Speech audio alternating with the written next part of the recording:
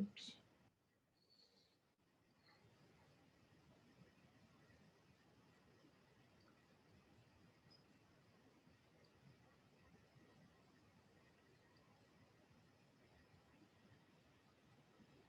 Okay.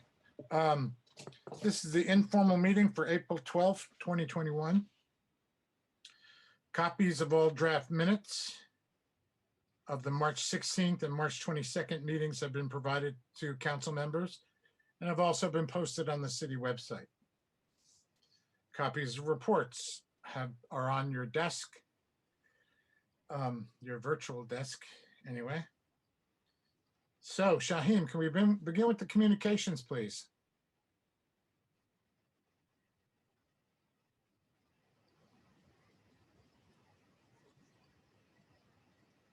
Let's see. There we go.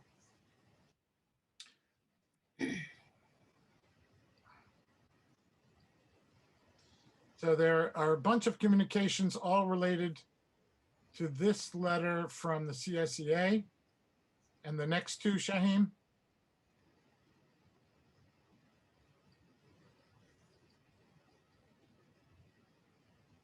This is an extended multi-page, some emails between the youth department, or Nick Zakos, and the CSEA. And then lastly, Shaheen, is a communication from, nope, not that. There was another one from Carly Birchfield. It doesn't seem to have made it up there for some reason. The bottom. The bottom. Yeah, I just saw it. Oh, really? Okay. Go back to, oh, there it is. Sort of out of line there, but that's okay. So those are all communications regarding issues at the youth center in response to the original letter from the CSEA. Can I have an introduction and a second to receive these documents, these letters? Calvin, introduce. Calvin. Becca, I'll second. And Rebecca seconds.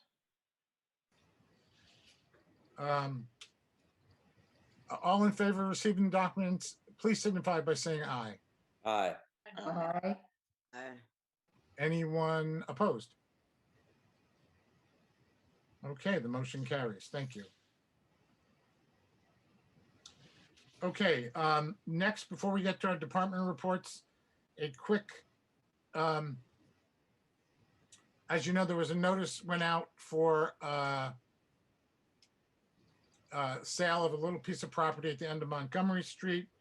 And tonight we invited comments. Is there anyone here who wishes to comment, who came here to comment on this sale? We will be accepting written comments until the 16th. Please raise your hand or indicate that you are here to comment about this. Anyone? We'll give it a minute or two. Okay. Mr. Fain, would you like to comment? But I think you have to unmute yourself. Hi, everybody. Can you hear me? Yes, we can. Okay. Thanks for considering this. I mean, it's not, I don't think it's a total secret that we inspired this conversation about the Montgomery Street parcel. It's a small piece of road that dead ends into our property. We saw it as a kind of a chance for us to pick up a little bit more space. We're investing just a tremendous amount into that little area of our community. It's largely been an industrial area for a very long time. It's a small, it's about a 10-foot by 90-foot parcel, and it abuts our two residential properties down there at 23 Cross Street and 25 Cross Street. People do use it as kind of an illegal egress through the CSX lot, but it technically does dead end into our lot. And I think it would mean a lot to us and not very much to anybody else. And I think that's why we brought it up. If you have questions about it, about what I think, well, I think the question might be, what would we do with it? And I think that the answer is we'd plant trees. That's about it. It's not very much more complicated than that. And I wanted to put it forward and see what everybody thought. That's about it. Thank you. That's Ben Fame, by the way, who was interested in purchasing this small piece of property. As I said, written comments can be submitted until the 16th, and we'll be voting on this at our next meeting, but then we have to go and also get a, some point, Jeff, when do we get the We have assessment? to order an appraisal. Or appraisal, I meant. Okay, an order appraisal. So Rebecca, quick question. Oh, no, I just wanted to say that, I walked down and looked at the property to see sort of what the actual kind of dimensions and the lay of the land, as it were. And it does indeed seem to me very clear that it's a really small and basically, it's contiguous with the property in back of Kitty's, and that it would be essentially like, as Ben has said, like not really useful to anyone else. And so I'm in support of providing the whatever the allowance to do that. Okay. Tiffany, you have a question or comment? Is there a picture available? Yes, it's online. It's been online for like 3 weeks now. It's on the city website. And before we vote, we'll put the picture up further. Okay, because I meant for tonight, but okay, thank you. Sure. Okay, let's move along to our reports. Thank you, Ben. Cheers. Thank you. First report from Fire. I'm not sure who's representing Fire. It might be Nick Piro tonight, although, let's see, who's here? Tony's here. Excuse Yep. me. Who's going to do it? I think we're all here tonight. Okay, you want to take it away, Chief DeMarco? Sure. I'll give you the call report for the month of March. March, we answered 46 alarms, 2 of which were structure fires in the city, one at 502 Warren Street, and then one at 34 Fairview Avenue, which is the large apartment building at Fairview and Storm. Last week, we went mutual aid out to Philmont. I'm sure you all saw they had multiple structures burning out there, including a large apartment building. We responded out there with a tower ladder and 2 engines, as well as quite a bit of manpower.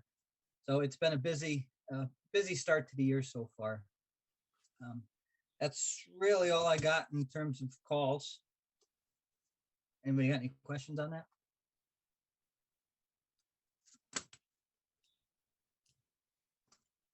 I don't see any.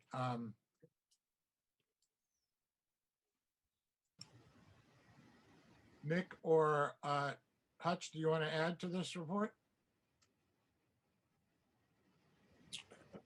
Nothing else this month. Well, could just add that the new ladder has been started, is in production, and we're still on schedule for delivery right after FDIC in August. Okay. Any questions for the commissioner? Oh, from the council first.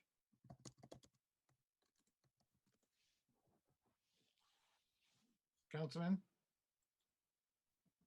Okay, there's a public question from John Kane. Thanks for coming, Chief. I understand it's been a particularly busy start to the year, or at least it seems that way from the newspaper reporting.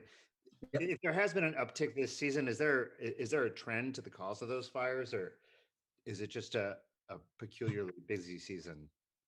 I think it's just been kind of a peculiar busy season. It's really, nothing's really related. There's been really no nothing tying any of them together. It kind of always has always kind of gone in cycles. You get really busy for a while, it seems like. Just curious, it was a and- particularly dry season or anything? Yeah, no, it's really just I guess luck of the draw or unluck of the draw, if you will. It like I said, it just always kind of seems to come and go in cycles. Thank you. You're welcome. Okay, since there doesn't seem to be any other questions, thank you, Commissioner and Chiefs. You're welcome. Next up, Heather Campbell. Let me see if Heather's here somewhere. Oh, there she is. Heather? I'm here. Okay, Okay, so I'm just going to go ahead and share my screen. okay.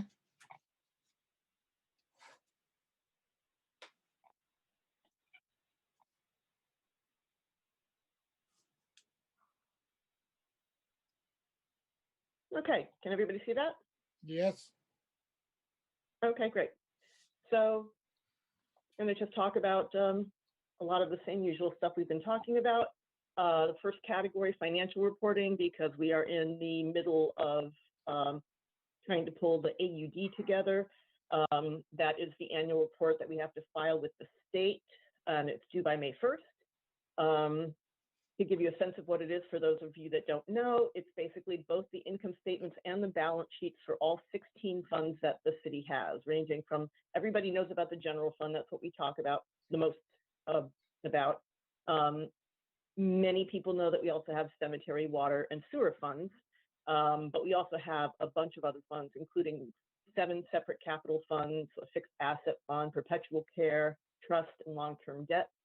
So we've been working on pulling all of that together.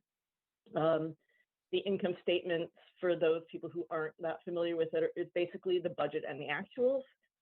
That's what we generally talk about in the finance committee most of the time. And you can think of that as basically a snapshot of, 1 year's performance. How did we do? How much revenue did we bring in? And what were our expenditures? And what was the net result of that? Was it, positive or negative? And we know in this case for 2020, with the pandemic, that we have a negative response on that. The key things to get that done are basically revenue and expenditure chargebacks to make sure that we're capturing everything that actually happened in the year, and making sure that that's all recorded. So that's pretty straightforward. The balance sheets basically show the total value of the city and each of its funds at the end of the year. So that's your assets on one side and your liabilities and your fund balance on the other side. That is a key document because, number one, it really shows at any point in time sort of the financial health of the city. It also tends to be what investors reference. And so since we've been on the muni bond market a couple times now, and since we're going back on the market at least 2 times this year, those are critical financial statements. We've talked about this a lot because we've been, monitoring the fund balance in terms of the pandemic. And so I think most people are clear, whatever the net result of the income statement is for the year directly impacts the balance sheet because it either adds to the fund balance or it subtracts from it. But there's also, a whole bunch of other things that go into that are constantly changing, like the taxes receivable, because we have to record a certain amount as what's called deferred revenue, a certain amount that's called, an allowance for uncollected taxes. We have, net taxes receivable, we have school taxes receivable, but we also owe school taxes to the schools, so we have to look at the net of those. Another big thing is the interfund and intergovernmental obligations. Shorthand is called due tos and due froms. Those all have to balance out across all 16 funds at the end of every year. A perfect example for this one will be the extra 15% of AIM payment that we got. We didn't get that until this year, 2021. So we can't charge it back because it didn't actually come in. So we have to record that as something that's due from, in this case, the state. And then once we recognize the revenue in 2021, we wipe that out. The other things are, a lot of things like long-term liabilities, just where all the debt service comes in. You add debt, if we take out new debt like we did with the air packs not that long ago, which we will do shortly with the ladder truck that we just discussed. As we pay it down, that gets modified. There's, a bunch of other things in the last 5 years or so, all of a sudden, all the municipalities have to carry a share of the entire New York State, local and state and local retirement system pension. We all have to carry like a piece of that in our financial statements. So that's been an interesting thing. And then fund balance, obviously, when we talk about fund balance, we're almost always talking about the unallocated fund balance because that's the available funds of what we can potentially use. But, you know, as I know I've mentioned before, there's actually 5 distinct categories, and making sure that those are accurate you know, is obviously critical. It almost never stops because as soon as this is done, we're going to immediately begin the 2020 audit. So I'm anticipating starting that hopefully by the end of March or early June, and I anticipate having that done on a quite timely basis this year with the new auditors that you all approved starting last year, and that worked out quite well. They were very responsive. I'll stop after each section and ask if people have any questions.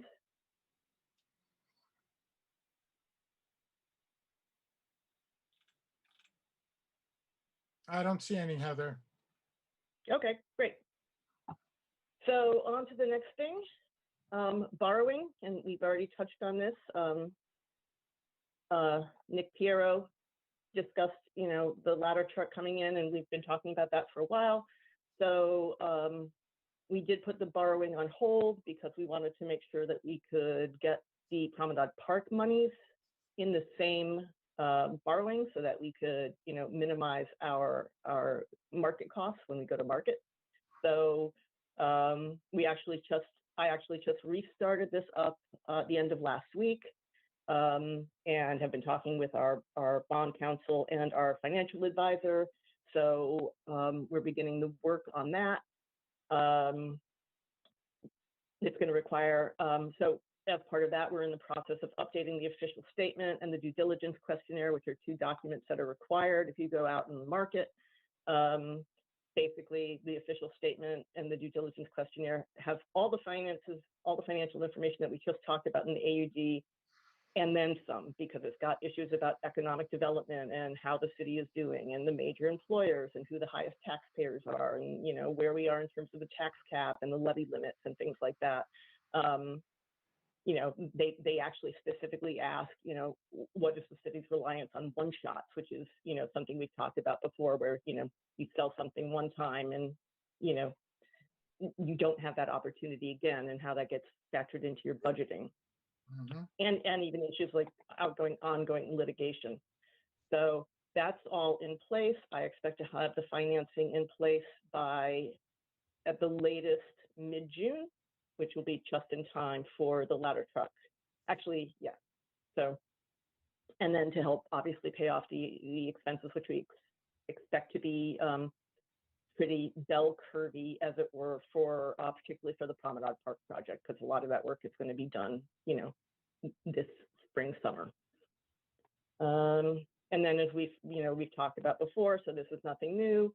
We're going to need to borrow again and again. For most of this, it's going to be what's called a BAN, which is a bond anticipation note, which is a short-term borrowing. But in this case, not all of it will be converted into a bond, because the Promenade Park and the balance of the DRI projects should be funded, obviously, from the reimbursements from the state. Even if the reimbursements are slow, which they have been so far, you can renew a ban for up to 5 years. So worst case scenario for the DRI projects is that we might have to have 2 years of a ban before we can, you know, get rid of that debt entirely. The fire truck is obviously long-term debt, and WQIP, which is Water Quality Improvement Project, which is a sewer project, and WIA, which is the Water Infrastructure Act, which is the water fund. Those both have a portion of grant monies that will be reimbursed from the state through grants that we received, and the balance will end up being financed long-term as well, along with the fire truck, and presumably we do it with the NIPA streetlights as well. Heather, Yes, in the bands, the interest on the bands, is that also refundable, reimbursable from the DRI money? I do not believe so, Okay. but we can check. And actually, Michael and I had an interesting conversation the other day also about whether or not the cost to issue the debt Mhm. for the short-term coverage, whether that is something that can be covered by the DRI. So I think Michael and I are probably going to touch base on that. And I think that's a great question. I will ask about the interest as well. Okay, thank you. Anything else on that? Questions, anyone? I don't see any. Okay. I don't have a Malachi here. Mhm. Hey, Malachi. How you doing? No, I'm hanging in there. How are you doing? no, that's good. Well, actually, I wanted to backtrack. I just wanted to give thanks to, the fire department for stepping in. That was a huge fire, and I know a lot of people, actually from Hudson have family members also out in Philmont. So, I mean, it was a big ordeal. I just wanted to, say thank you, everybody who participated in putting out that fire. Okay, thank you, Malachi. Awesome. And of course, I agree totally. I think we all do. So Okay, moving right in. I'm sorry. Go ahead, Tom. no, I just said you can continue, please. Oh, okay. Just some operational notes. Unfortunately, I couldn't have them prepared for the informal, but I will have them prepared for the formal meeting. There's going to be 2 transfer resolutions that are required. One is for the MuniRevs contract, because we got the invoice, and when I went to go look, I realized there was no budget amendment, and I went and looked at the original resolution, and it authorized the contract, but it did not include an appropriation to cover the expenditure. So I presume you would like me to create that for next week, Tom? Sounds good. Okay. And then we Wow. got the final workers' comp bill. It's always an interesting challenge to try and estimate it because it's based on a bunch of different factors, and we don't actually find out the real number until roughly now. I mean, given the fact that it's $210,000, being off by 3,000 isn't that bad, but still, obviously, that's going to be money that we have to appropriate as well. It will be apportioned across the 4 operating funds, A, C, F, and G, cemetery, water, sewer, in general. So that $3,100 is going to be probably around $2,400 for the general fund. And the rest will come out of the other funds. I know this has been on the list for a long time, but Tom, you and I have discussed this. This is about the OSC improvement plan based on their recent audit. Right. Once the AUD is, off of our desk, because that's obviously a pretty time-consuming thing, I'm gonna, get in touch with the key people that can have the input on this. For people that haven't been following, one of the biggest things is how we handle accruals and having a policy in place for those, which the city currently doesn't, even though they've been issuing accruals for 30 years. So it's codifying that. It's converting to probably to our current payroll providers accrual tracking, which will give much more visibility both to the managers and the individual employees in terms of what they have on the books, which will resolve some of the issues in terms of people getting approved to take time off when it's in that gray area where something hasn't been put in yet or hasn't been put in yet, and so the numbers don't entirely align. So I think that's going to be a big plus. And then I know we talked about this a while ago, so we have both the MuniRevs company as well as our existing vendor looking at audits for short-term rentals. So as of our completed theirs, and they've identified 31 properties that were not registered yet.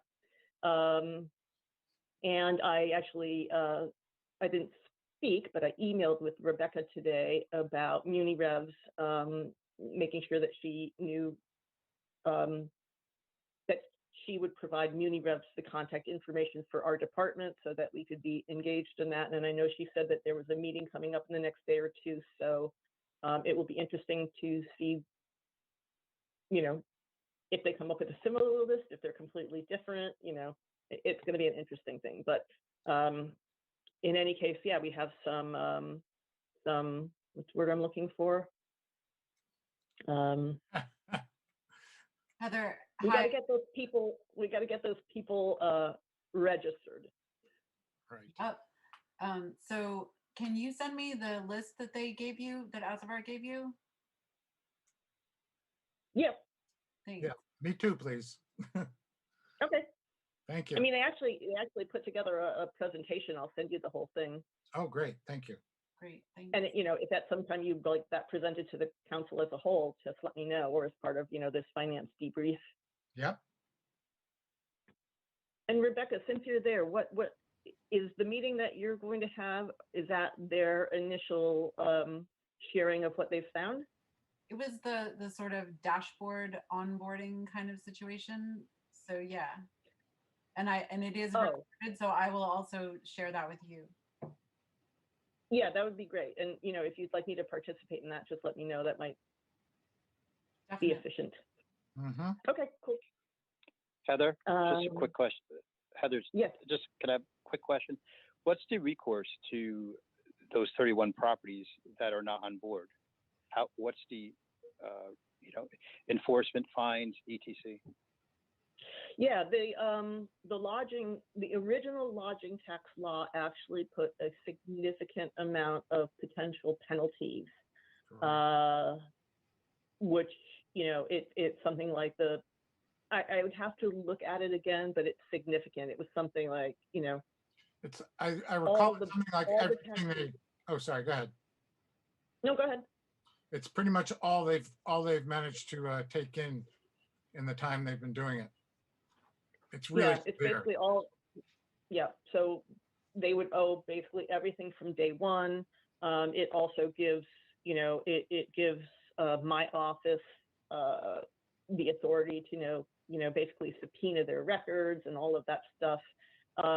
Our current vendor also has relationships with some of the biggest listing companies, including Airbnb and HomeAway. And when we identify someone who is not registered, they literally, it's not them, it's their legal department deals with the vendors, you know, the Airbnb's legal department, and they can actually ask that they be delisted off of the site until they're made whole. So that's going to be the next step on that front. So now, with the new law, though, were these 31 properties on board before? I mean, would the new law affect any of the 31 properties as being invalid? No, this was just 31 properties that they found that are advertising that have not registered with the city. It doesn't have anything to do with the new law. Okay, thank you. You're welcome. Okay. All right, so we're going to take a quick look at 2021 budget numbers. These are some of the ones that we look at on a regular basis. So here's parking revenues. You can see on off-street parking, we currently have nothing to date, but that is just a timing issue. Those are literally the quarters that get, you know, picked up out of the meters. And so that just depends on when the person who's responsible for doing that, you know, A, collects them, B, is able to count them, and then C, has the ability to bring them to the bank to deposit them. So I'm not overly concerned about the fact that there isn't any yet. I think it's just a delay in timing. Front Street Municipal Lot, no surprise there. We're 25% of the year through. We're at 8% of budget. So our budget might have been aggressive even in light of taking it down. And we'll get to I've continued doing the, year-to-date versus year-to-date comparison in the next graph. So I'll share that with you as well. On the other hand, parking and permits is looking pretty strong compared to the budget. We're already at 41% of budget. And parking tickets is also looking quite strong. We're at 30%, so a little more than the 25% that we would ordinarily be at. So net of all of those, we're at just under 20% of the total budget for those 4 items, with 25% of the year through. So not too bad. Feeling okay about that right now. In terms of year-to-date, again, nothing for on-street parking. You can see that in the year before, we had $31,000 booked by this point in time. But again, I think that's just a timing issue. Front Street Municipal Lot, I think this really tells the story about that, where a year ago, for the first 3 months of 2020, we had $60,000 in revenue. This year, we have just under 12. Parking and other permits is a little low, but nothing I think that is overly concerning at this point. It could just be a timing shift. And then parking tickets, on the other hand, are up significantly. So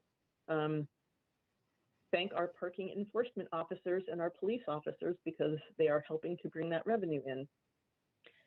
Net for the 4 of those categories, though, we're still 27% below year ago, and so about $50,000 less than where we were a year ago for the first 3 months. Building permits and fees, actually looking pretty good. Plumbing permits were at 57% of the budget already, so basically double. And we're at 40% of building permits. So we're at net for the 2 of those, we're at 41% of our total budget, with only 25% of the year passed. So that's looking strong. And again, if you just look at it for the first first 3 months for both of those categories, you can see that both of them are up significantly versus where we were the prior year. So that's an encouraging number as well. Any questions on any of that? Yeah, I do. Jane? Oh, wait. Yeah, Heather, thank you for this. Of the $102,000 already collected in parking tickets, and that certainly is an impressive sum, do you have any idea what the breakout of that revenue stream is? How many were from, the meters? How many were from other tickets levied against cars that might have been parked in places they shouldn't have been, or at times they shouldn't have been? Do you have any breakdown of that allocation? I do not. That information would have to come from the Parking Bureau. They should be able to run reports that show that. If not, I believe their vendor can do it on their behalf. But yeah, we don't. I and my department don't have any visibility into that. Okay. But I'm happy to ask them. Would you? Could you ask them? Yeah, of course. And get back to me on, by email? Yeah, of course. Yeah, that would be extremely helpful. Thank you. Because I'm not quite sure who to ask, so I appreciate your dipping into it. Thank you. Not a problem. No, I had the same question when I saw the number 2, so I was planning on reaching out anyway. So yeah. I'd be curious about that. That's a lot. Yeah. Okay. Well, thanks very much. Yeah, it's a lot. Yeah, it's a lot. Okay, you're welcome. Okay, thank you. Anybody else? Nope. Please continue. Okay. Oh, and I got an entire blank page here. Apologies. Okay, so back to the 2020 projection. As you know, we got some good news in the last month. One being that the sales tax was higher than we had anticipated, so that was helpful. The second one being that the state decided to pay out another 15% of the AIM, which is added incentives for municipalities. And the third was the federal monies that we are going to receive. So I've taken all of that into consideration, updated these numbers. So there are some minor differences. Well, those are the major differences. There are some minor differences as well. You know, if we look at revenues versus expenditures, it's actually a little more of a loss than it was last projection because we charged back more expenditures than we had anticipated, but not by a lot. We still haven't done the revenue chargebacks, but those are all going to happen this week. So you can see I've added the $503,000 of sales tax in, as well as $218.5 thousand that we are receiving in AIM payments. And then the rest of these are pretty much what they have been for the last couple of months. So when you add all that in, we're down by about 762,000, but I have to remind everybody that that's before the encumbrances. So basically, there's another $725,000 of expenditures that were in this budget that didn't get spent, so they don't actually show in the expenditure number, but they're all committed expenses. So when you look at both of those two things together, it's basically, you know, it's still basically a $1.5 million drop. So here's where we are in terms of the current estimate. And obviously, by the time we meet next month, these numbers will be solid because we will have completed the AUD, and assuming that there will be no auditor adjustments on that, we should be, you know, we should have a solid number. So these are all basically what we've talked about before. This was our beginning unassigned fund balance. You add the revenues, we subtract the expenditures. That leaves us with a $2.0 million, but we used, you know, $500,000 to balance the 2021 budget. And then this is what I was just talking about, this $725,000 worth of expenditures that were initially in the 2020 budget that weren't expended, but are already committed. So those are, you know, everything ranging from, you know, the money for the truck study grant and the LWRP and all of those types of things, as well as any donations and any grant match overs, because we have to carry those forward. An exciting piece of news is that there was one thing encumbered that we actually were able to charge back to 2020 before we closed the year. So that's going to, and that was actually the 2019 audit. So that's going to release almost $7,500 back. So when you net all that out, that gives us the potential unassigned fund balance of about $860,000, or about 7% of the revenue. So what I've done now is I've looked at 2021 factors. So I've taken that 857 number, or sorry, 858 number. Still unclear about the last 5% of AIM, but I think we're going to record it as we were talking about earlier. This would be a due from other governments, so it wouldn't, you know, so I think we have to go on the assumption that they will make good on it. And if they don't, then we write it off at that time, but that's my plan right now.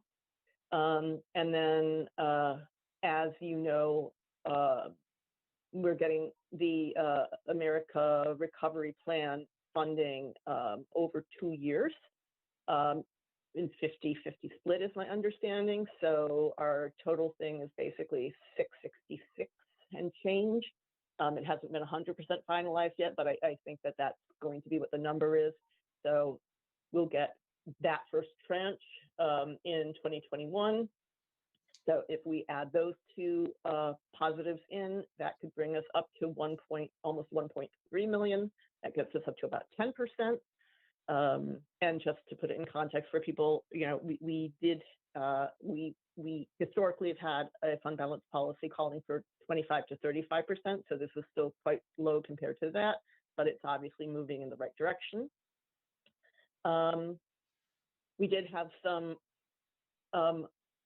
relatively minor adjustments for the budget adjustments. I think we talked about the workers' comp and the muni revs.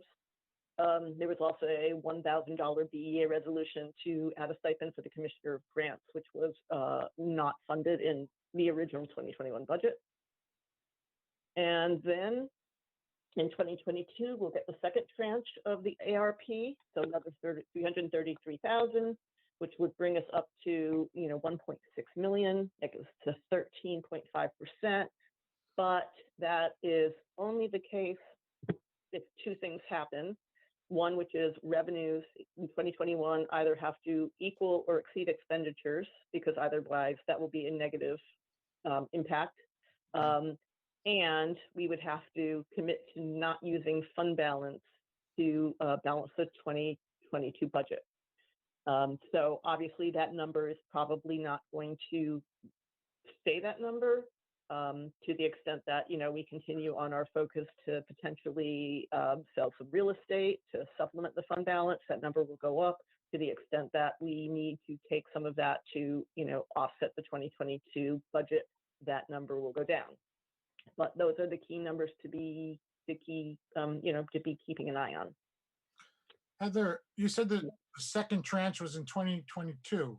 Are you certain about that? That's what NICOM is saying. NICOM is Okay. saying that the first payment is going to be, and it's 12 months later. Okay. Just wasn't sure that, because I thought it was three months and then 6 months or something. But anyway, okay. Great. Well, and again, until it's 100% finalized, which means the president signs it, which I don't think has happened yet, we'll know all the details at that point in time. But yeah, at this point, I'm going by NICOM's direction. Got it. Which is a New York Commission of Mayors, or whatever. Yeah, that was not for you. I know you knew it. For everybody else. Thank you. Conference of Mayors, that's what it is. Yeah, conference.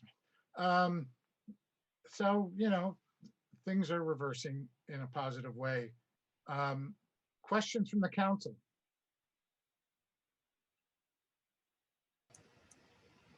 Anyone? No? A lot to digest. Any questions from the public? For Heather?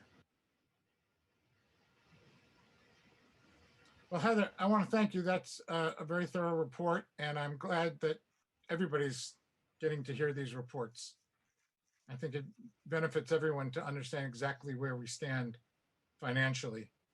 And let's hope the prediction for 2022 comes true, and that we are able to increase our fund balance even more by then.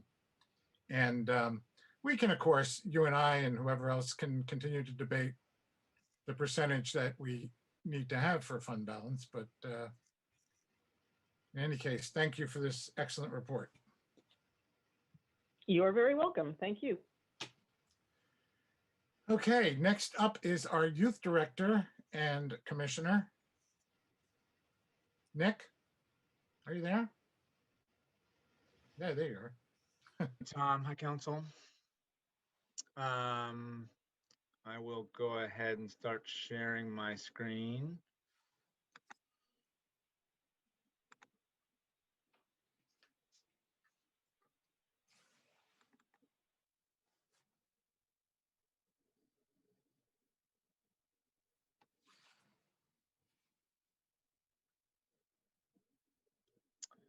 So again, we can keep it pretty short this month since we are still closed to public programming. We are still doing online programming. A number of our staff are engaged in multiple levels of online programming with our youth. That's been an ongoing and pretty successful program that we've been working on. the restorative justice training, which we've been telling everybody about for the past few months, has begun. 3 sessions out of the, I want to say total of 9 sessions that our staff will be participating in have been done. They've been incredibly successful. We even had a group of our junior rec attendant staff develop their own kind of restorative practices circle after the last training, and lead the rest of our staff in that practice. So it's been a pretty amazing and transformative process, and leading to kind of direct results. And they're planning on starting some community restorative processes this summer that will be open to the public and bring the community directly into that. So that's a really exciting new development, which I'm happy to report to you guys. Rebecca, did you have a question? I do, just about the restorative justice training. Number one, I'm just, can you clarify, is that just for staff, or does that training involve the youth, or is it like the staff are trained and then? Yep, staff are trained first, and it's an extensive training. It's because you can do a restorative justice training in a day or a weekend, but this is a much more sophisticated multi-tiered training in which our staff are essentially going to be trained as trainers. And so our entire staff will not only be kind of well versed in restorative practices and restorative circles, but also able to train other people. And so part of the next step is that this summer is that we'll not only be leading trainings where community members and youth especially are trained and brought into these practices, but then we'll be leading some of those open to the community also. So that's the idea, is to go past just learning about it and actually being ready to kind of be a resource for the entire community, and to be able to train other people and other organizations even in restorative practices. That's cool. I mean, my second question was just that I know that like statewide, there's a mandate that schools actually are supposed to be using restorative justice practices, like in their guidance counseling and in their disciplinary structures. And I just didn't know if you know whether Hudson School has like put that into practice, or because I know, for example, that Germantown hadn't. But so I was just curious if you know where Hudson School is out with that. I do. Hudson High School is very engaged in restorative justice process. I know that Alyssa Sabatino, who unfortunately left last year, that was her kind of focus. But I know that Bob Lacasse is a big proponent of restorative justice, and I know he's been implementing it both at a disciplinary level and at a proactive level. And I think that his goal is to try to implement it as kind of a new standard to take over a lot of the traditional disciplinary policies of whatever they can. So they're very active, and we've collaborated with them on trainings before.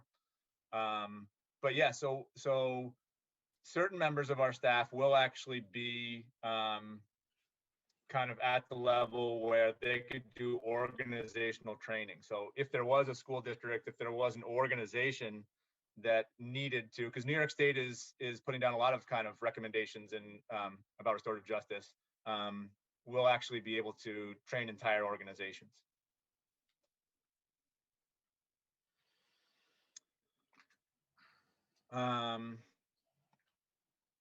So along with the staff development, we are also, as we've talked about, been doing lots of renovations on the space. I think we showed you the photos last week of the gym. We've totally redone our computer room. It's the tech space now, and it's a really amazing space. It's going to be really great for the kids when they get back. The Chill Vibes room has now been totally finished. Well, I shouldn't say that. We're waiting on a PS5, which is impossible to get apparently right now. But once the PS5 comes in, the Chill Vibes room will be, again, ready for youth to return. Many of you remember last year we built a green screen outside of the youth department in the parking lot, which is kind of publicly accessible, green screen for people to film photo shoots or videos on. And now we have kind of a professional quality green screen that we've built inside for video and social media, since that's not only a much bigger program during COVID, but it's much more popular with youth in general as time goes on. Our kitchen has had a complete makeover, cleaned, redone, painted. It's really looking amazing.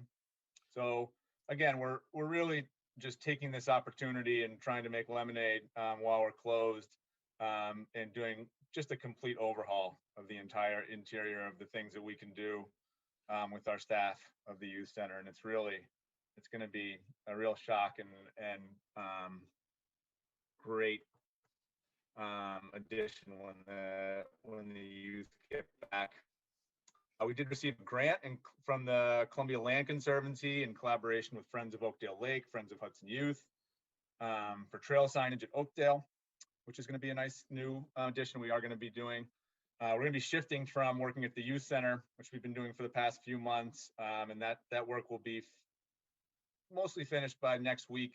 We're going to be shifting our staff over to Oakdale to do cleanup, lots of trail work, and getting Oakdale ready for summer camp. Hiring process is ongoing. We're in the third stage of interviews for the director position, and we're in the second stage of interviews for the assistant director position. We have some very viable and exciting candidates. So hopefully by the next meeting, we will have some announcements on that front.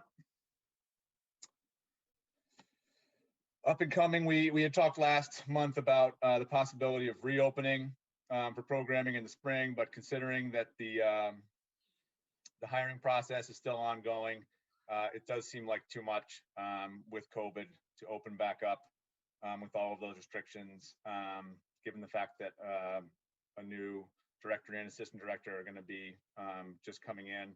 Definitely want to focus our efforts on summer planning, onboarding those new hires, and making sure that the summer program can be as kind of robust and safe as possible.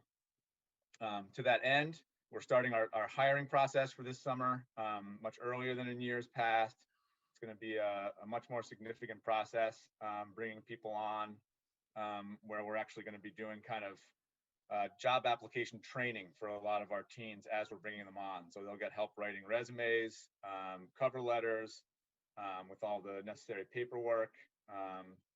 And then they'll be able to apply for our job. And if they don't get the job with us, they'll be able to have that as they go and apply for other jobs and take it with them after this summer if they do work for us. So next week, if you know teens or anyone who's looking for summer work, we should have applications out for the lifeguards and the rec attendants. We're working with Trudy Bite on lifeguard training. Again, that's going to be a very large comprehensive training this year for new lifeguards.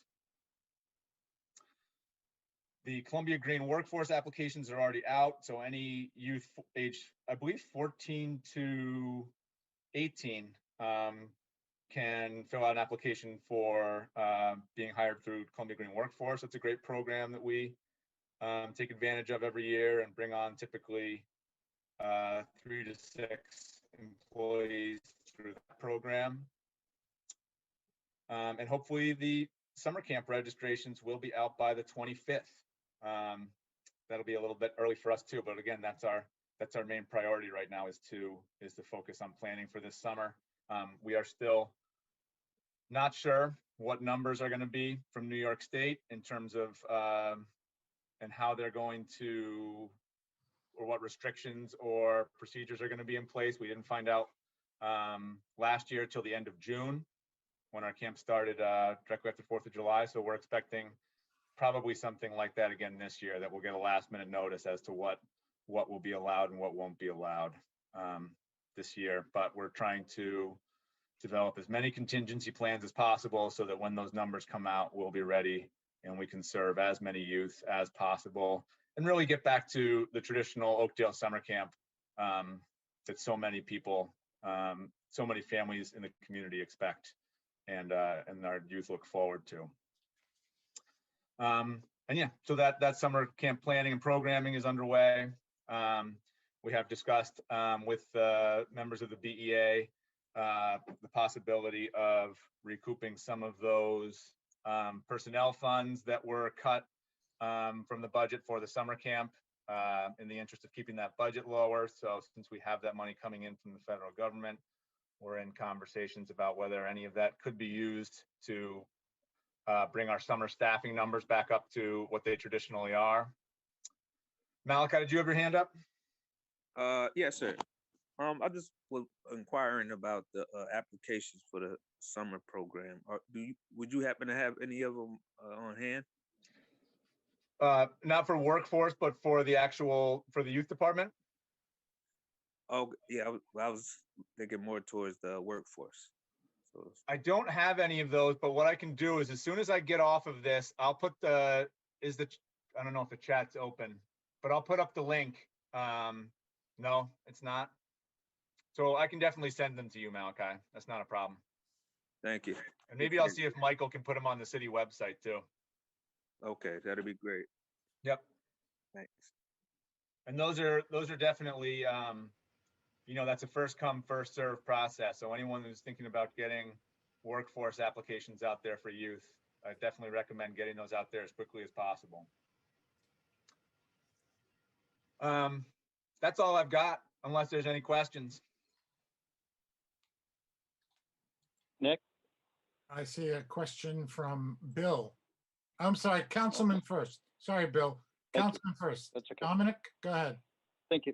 Nick, is there a number in preparing for the opening for staff on how many got vaccinated yet and how that's working? Of how many of our staff are currently vaccinated? Yes. Yeah, we had to do that for the last department heads meeting, and I think by this week we should hit 50%. So we're slowly getting in there towards higher numbers, and that's a big uptick from last month when I think we only had 3 of our staff vaccinated. So we're growing steadily, which is good. Yeah, great. Thanks. Okay, I believe Bill had his hand up. Yeah, Nick, I'm wondering, does the youth department still handle bicycle registration? No, we don't handle bicycle registration anymore, Bill, because we don't have the means to process that. We went over this a couple of years ago, but we really don't have any good procedures in place for kind of facilitating that entire process. So you did it at one point and you stopped? Yeah, but long before I got here. Oh, I see. Which was when? End of 2016, beginning of 2017. So at least for 4 years, you haven't been doing bicycle registration. I would say more like 6, 7, 8 years. Okay.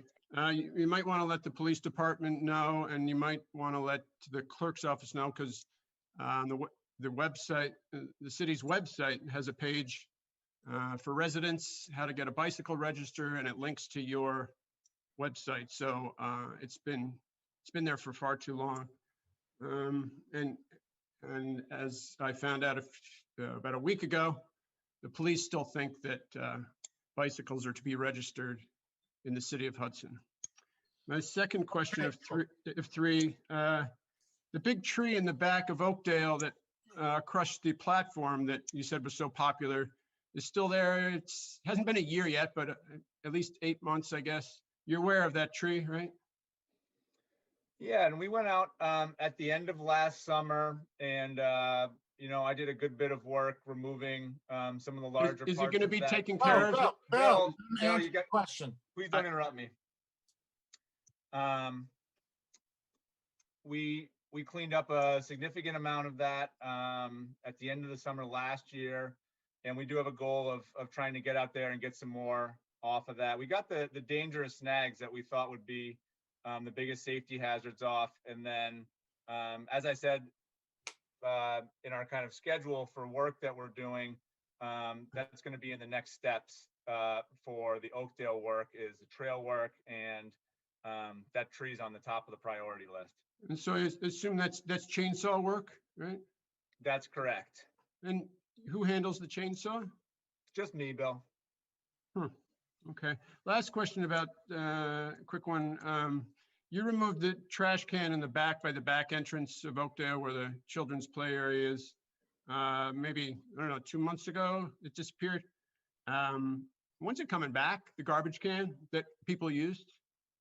So that will come back, I would say probably within about a month, once that area becomes a place where there's more picnics happening. And it was, when I think that you pointed out that was overflowing. We went and checked that. And then Dominic pointed out that there may have been a rabid raccoon in the area. And when I hear that, it's just a safety issue. And if we've got a garbage can, there's nobody going for picnics up there, anything along those lines. I can't risk the safety in the park there. And so we just removed that garbage can until people are using the park again for picnics. And then we'll put that back up there.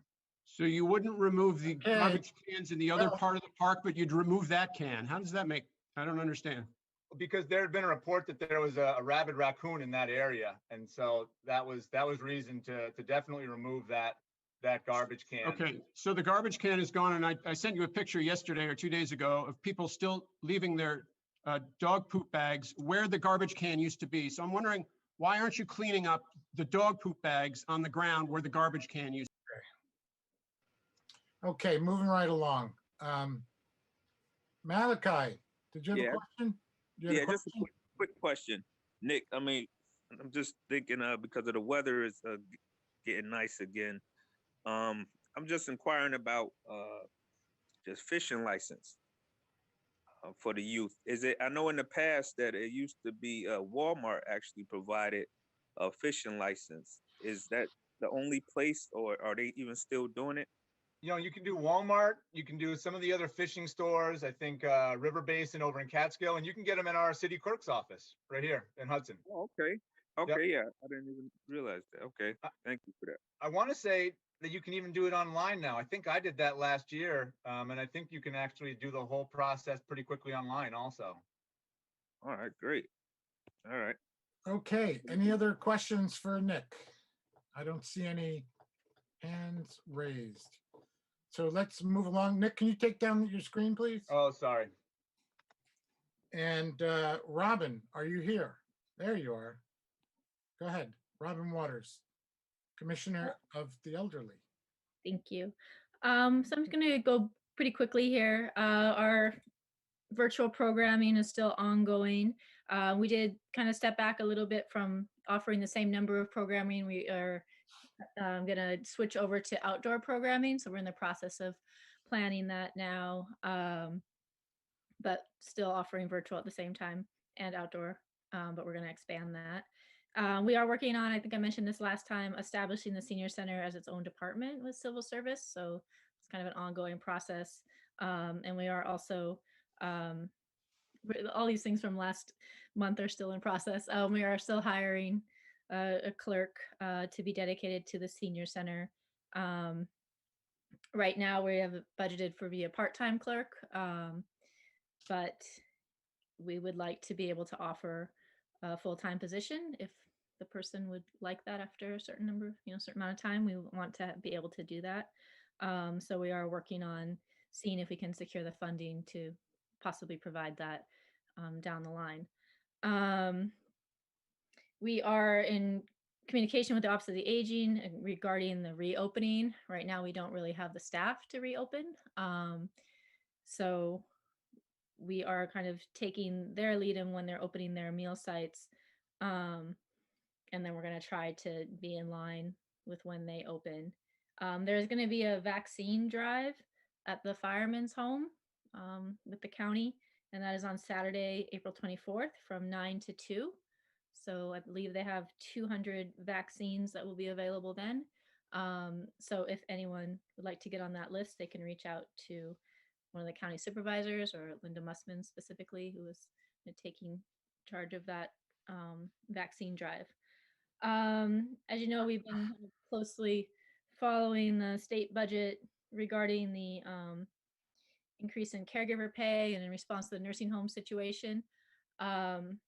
There was not the money that we were hoping for in terms of raising caregiver pay in our county and throughout New York State, but there was money allocated to nursing home operators that would require the money go directly to staff with resident-facing staff, so staff that provides care, and also to increase staffing in nursing homes. As you are probably aware, there's a nursing home staffing shortage.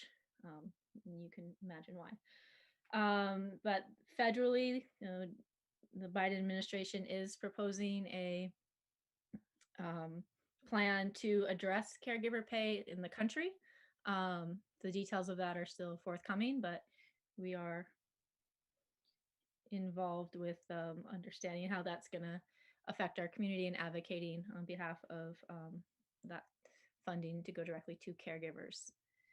So that's kind of the general overview. It's been kind of a busy month with the budgeting and all of that, but we're just kind of going along. There was a concern about the aerobics class being at the waterfront. They've been there a while, but some of the people who walk along the path in the morning were concerned that they were taking up too much of the path. So we're finding an alternate solution for that. And I just wanted to mention it here in case it's something that people want for other parks in Hudson, but there are these rollout mats that you can put on the grass that create a stable footing. They also have those for wheelchairs to be accessible into waterways and for people who might have difficulty with balance so they can walk across the sand and then swim. So we are looking into getting those both for the riverfront and then also potentially Oakdale. We'll be working with the youth department to see if we can provide that. I don't know if anyone has any questions for me. Questions, anyone from the council first? And, oh, Chief Moore did come last month and share quite a lot of information around scams. He is coming again this Thursday, so it's on our website. Anyone would like to join? any questions from the public?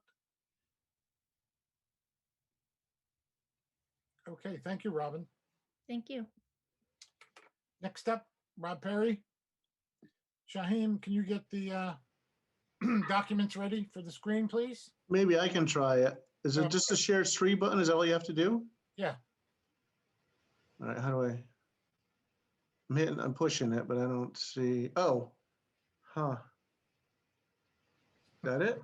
There you go. Look at me, high tech. All right. Okay. Good to go then? Yep. Okay, perfect. Acceptance revenue for February was just under $15,000. That's about half of where we expect it to be, given the brutality of, actually the seasonality of the winter we had. Not surprising. Hopefully we'll bounce back in the summer because a lot of guys just weren't running operations when there's a couple feet of snow out there and it's sub-zero temperatures. The first picture, this is a digester. And the idea here is it's a big tank at the sewer plant, and what it does is we introduce the young bugs, the sludge that comes right from the city, and then we introduce some older bugs. The older bugs eat the young bugs, and that's how we break down a lot of the mass. Breaking down the mass is an essential portion of the treatment process because the more we break down, the less we have to haul away as sludge. And at $120 a ton, sludge is really expensive. So we want to break it down. In this instance, what you see is you can see the pipe. This is an air pipe and it's half submerged. That's grit. That's stuff that's coming from the collection system. That's coming from the streets. So, with us unable to do street sweeping in the wintertime because of the cold weather. So this is, we have a vac truck that comes in. These pipes are actually like 1.5 feet above the ground. So it gives you an idea of how many feet of grit and dirt there is. It's probably $8,000 just to have this one tank sucked out. So It's important to keep the regular maintenance so that way we don't have to, try and keep this down as minimal as possible. We also, as far as the WQIP grant, the Mill Street pump station is being upgraded this week, and we expect it to be online at the end of the week. So the other pump station of that project has already been online for a month now. And, outside of some punch list items later this month or so, this project should be complete. Picture 3, this 2. This is at the water plant. We have a big valve. I can show you it right here. This bad boy is effectively holding back the reservoir. The reservoir is 100 feet above the elevation of the plant, and gravity is what feeds it. And so there's a 16-inch valve that's here, and it has upper and lower screens. So each year we pull the screens. You can see this one's still hasn't been cleaned yet. The one in the back has been cleaned.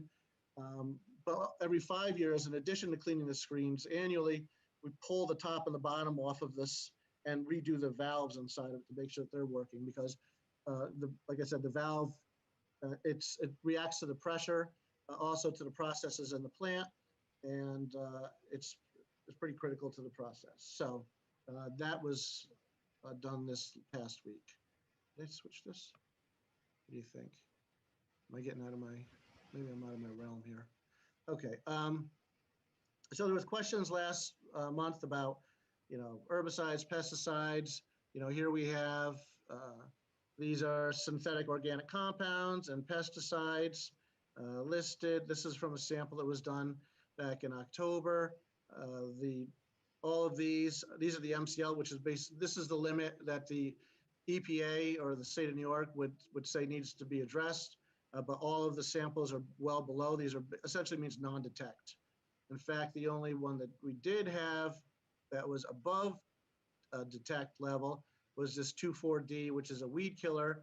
It was at 0.149 micrograms per liter. However, the MCL is 50 milligrams per liter. So this was actually 100, what am I looking at? Where's my 100, it's 335 times below the cutoff. So it's nowhere near the cutoff. It's slightly above trace in that it was detected, but not much more. And just the EPA cutoff is 70 micrograms per liter. Under the federal standard is 470 times below the MCL. So no issues there. We do have a new pipe locator that was budgeted in the water fund this year, and so we've actually employed it this past week. A lot of people don't realize there are still people that believe that we drink river water. If you can turn back the clock to 1895, that would be true, but for the last 125 years, that is false. So for people spreading false things, false, we do not drink the river water and have it in several generations. So this is an actual an apple orchard, which is out in the town of Claverick. And you can see our water main, boop, boop, boop, these blue lines, and it actually keeps on going through the horizon, on it making its way into Hudson. And just gives you kind of an idea, if I can scroll this a little faster. This is the actual main, and when it hits the stream crossings, it's usually visible. So the tree is growing around it, actually not through it, of course. And here's the main coming through the stream crossing. So that's, that's how they built it back in 1900.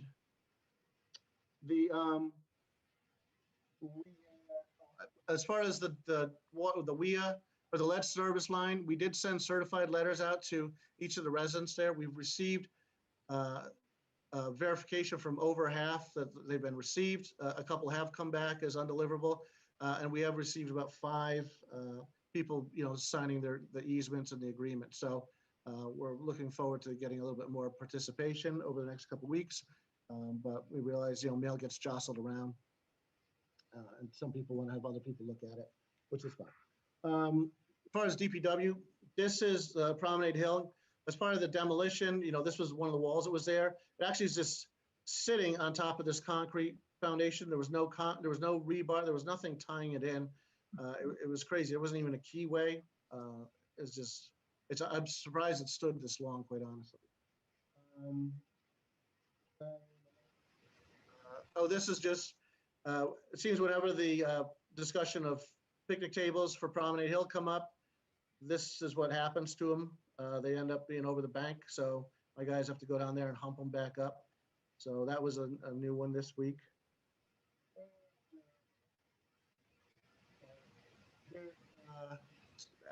Here. So this just gives you an idea of some of the demolition at the Promenade Hill. This was 3 feet deep. This concrete was around the splash pad. I have no idea why there was so much concrete there. Maybe because the contractor was being paid by the yard and, you know, the inspector was feeling overly generous that day. But, you know, these are some of the things that we had to overcome as part of the demolition of that south portion of the park.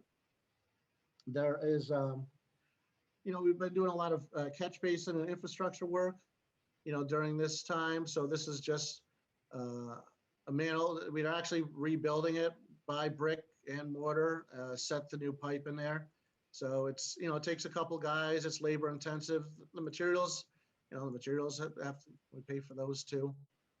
Here's a couple other. This was on Warren Street at 2nd, and you know, after they used the backhoe to take off the lid and to remove a lot of the major superstructure, we used the vac from the sweeper to clean it and prep it. And this one, you know, the guys actually built forms, so the concrete was eventually poured into this gap here where the rebar is.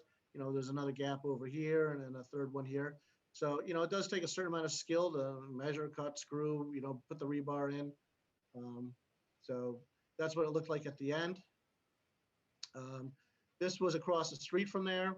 And this one, it wasn't really enough room to pour it, so they actually blocked it. And as you can see, it's, you know, it's skilled labor. I mean, you need to, you know, block and mortar. And I know I certainly can't do it, so that's not saying much, I guess, about manual stuff.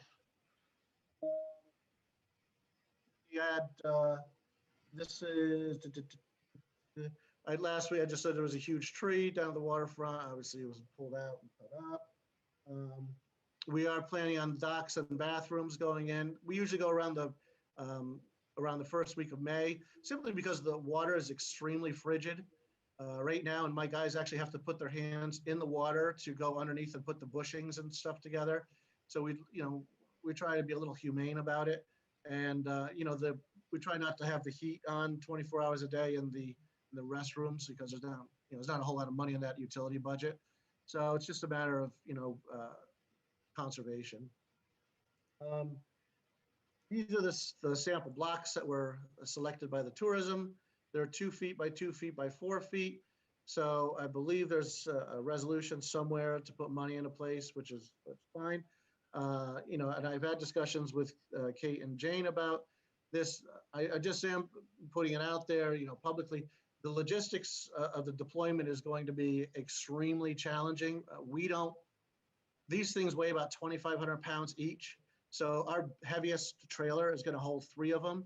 And since the source is 20 minutes away each way, you know, it would take us a month of Sundays to ride down there, load them on the trailer, strap them down, bring them back, unload them on spot. So we have been in discussions with Tony at the county, because they have much larger trailers, and some of the other neighboring municipalities have larger trailers, and try and get a little caravan scheduled.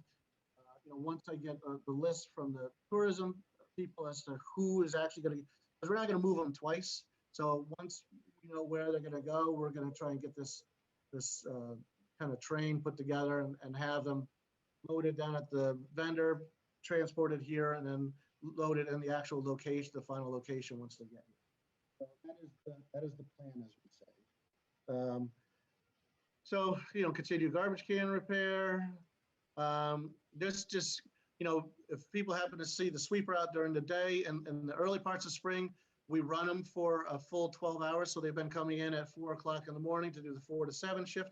But we leave them out for the remainder of the day, simply because there's just so much debris from the winter and in the alleys and all around. So this is just 1 day's worth of material that was picked up. And what else do we have? Just a quick update about the DOT stuff. The good news is the Greenway, who is the construction arm for and development arm for the Empire State Trail, has offered to, and, you know, a discussion with the mayor, perfectly sense. They want to do the Dugway for us, so we did have a TIP project that was ready to go, but if they want to, we would have had to pay for a local share. We would have also had to pay for some construction inspection and some other things. It would have probably been about $40,000 or so.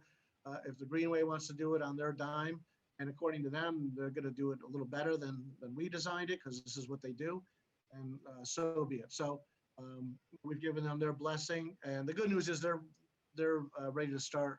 I think within the month, going to be doing some work on it. So that's positive. We are having discussions with DOT to see if the money that we have from this TEP grant that we received literally 15 years ago, if it can be reappropriated. I know when we've changed the scope before, we've had to redo the entire environmental. We've had to start from scratch, and you know, and all that, you know, all that costs money. So, you know, we're at a point now where we'll see what is available that could work under the current scheme, but you know, maybe we just let it go. Maybe we can find something else that'll fit. And with the Fair Street Bridge, we finally got Amtrak and CSX to allow everybody back below the bridge so they could do a final inspection on the abutments. You know, we want to make, you know, obviously very, very certain that the abutments can be reused, and that we don't, because that's a considerable portion of construction if they have to be either replaced or enhanced. So, you know, that was it took us 2 months to get permission to get underneath the tracks, or underneath the bridge in the track right of way. And that's all I got. Should I pop this out somehow? Yeah, just, Stop share? yeah, Okay. thank you. So first question is from Tiffany Garriga. Tiffany? Yes, thank you. I don't have a question. I have just a comment for Mr. Rob Perry. So in the second ward on Columbia Street, and if you're coming down from Warren, and you walk down the hill, it would be on the right side of the street, and right in front of the sewer, there's a hole forming in the ground. It's small right now, but it's getting big gradually. And I'll send you pictures so it can be repaired before someone gets hurt. Okay. Thank you. Anybody else on the council?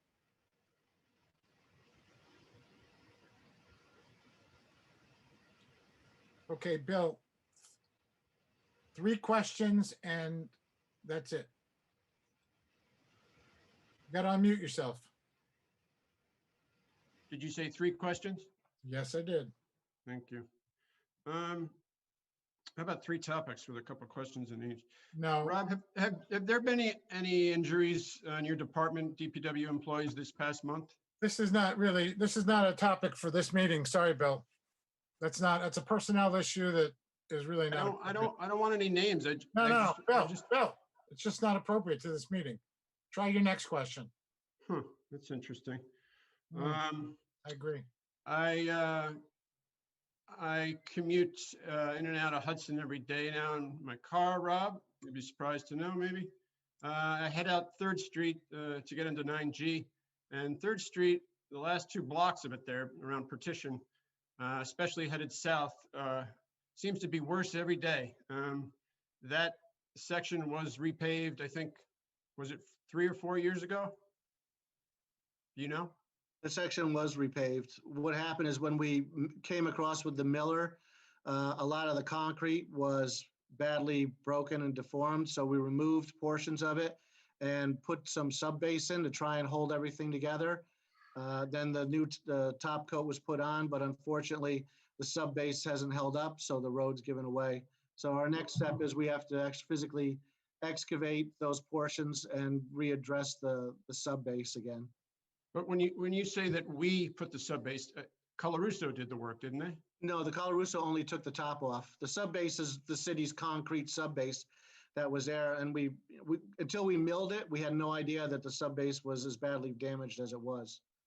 But so we tried to patch it, and then Colarusso came back and put the top coat over top of it. But the sub base patch hasn't held. which is why the top hasn't held together.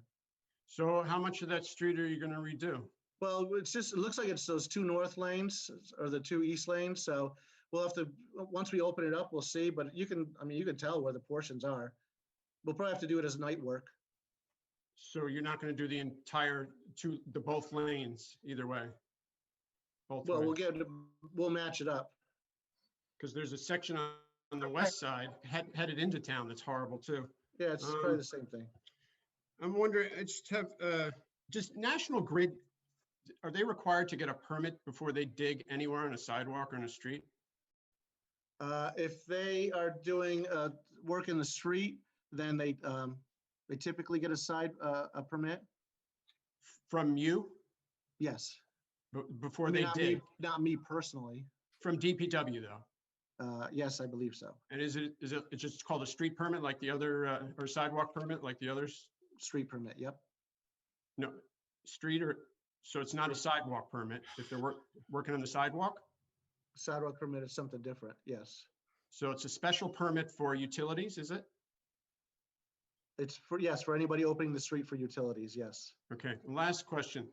If there were a rumor of a rabid raccoon in the 500 block of Warren Street and you found out about it, how many of the garbage cans on the 500 block? Okay, we're moving right along, Bill. We're not going to really work on hypotheticals tonight, okay? Your other questions were legitimate. That's kind of ridiculous. Okay, any other questions for Rob Perry? Go. Called comic relief, Tom. Yeah, but nobody's laughing. So moving right along. Jane. I have one more question. Jane's ahead of you, and then you, Tiffany. Jane? Yeah, Rob, I just want to, you noted the barriers for the Warren Street seasonal usage thing. And I know you guys have worked really hard on this with Kate, and I just want to express my appreciation for your really terrific cooperation and solution finding to this problem to ensure the safety of the residents and visitors as they use the pop out in the parking spaces. So I appreciate it. Just wanted to publicly comment on that. That's it. Yeah, thanks. Thank you, Jane. Tiffany, did you have something? I thought I heard you. No? I did, and I can't remember. I'll send it to you in an email, Rob. Thank you. Okay. Well, thank you, Rob. Ciao. For now. Up last but not least, patient is taking his tie off. Chief. Hello, Mr. President. Good evening. Always hard to follow Rob with his sludge pictures. No one remembers the speech after the Gettysburg Address. Anyway, I only have 2 topics this evening. The first one is a little recap of staffing that we need to address over at HPD. During 2020, we kind of swerved into a good thing, and that was when we moved to the 12-hour shifts. We found that we did that for certain reasons to help us from getting contaminating platoons of officers. We found that we increased the number of patrol officers working on any given moment. We also reduced overtime, and an added benefit was that the union caught on it. The membership actually liked the 12-hour shifts. So when we enacted those last year, we have a little bit of time now to analyze what happened. And of course, we've had labor management meetings to more or less have the 12-hour shifts as a pilot program. So we try to keep an eye on overtime and budgets over here. We have a good record of staying within budget, and we would like to continue to do that. But of course, with the 12-hour shifts, we have to really monitor what's going on, and it correlates to staffing.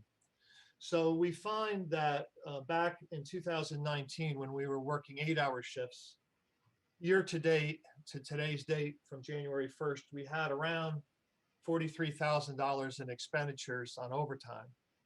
This year, using the 12-hour shifts, were around $32,000.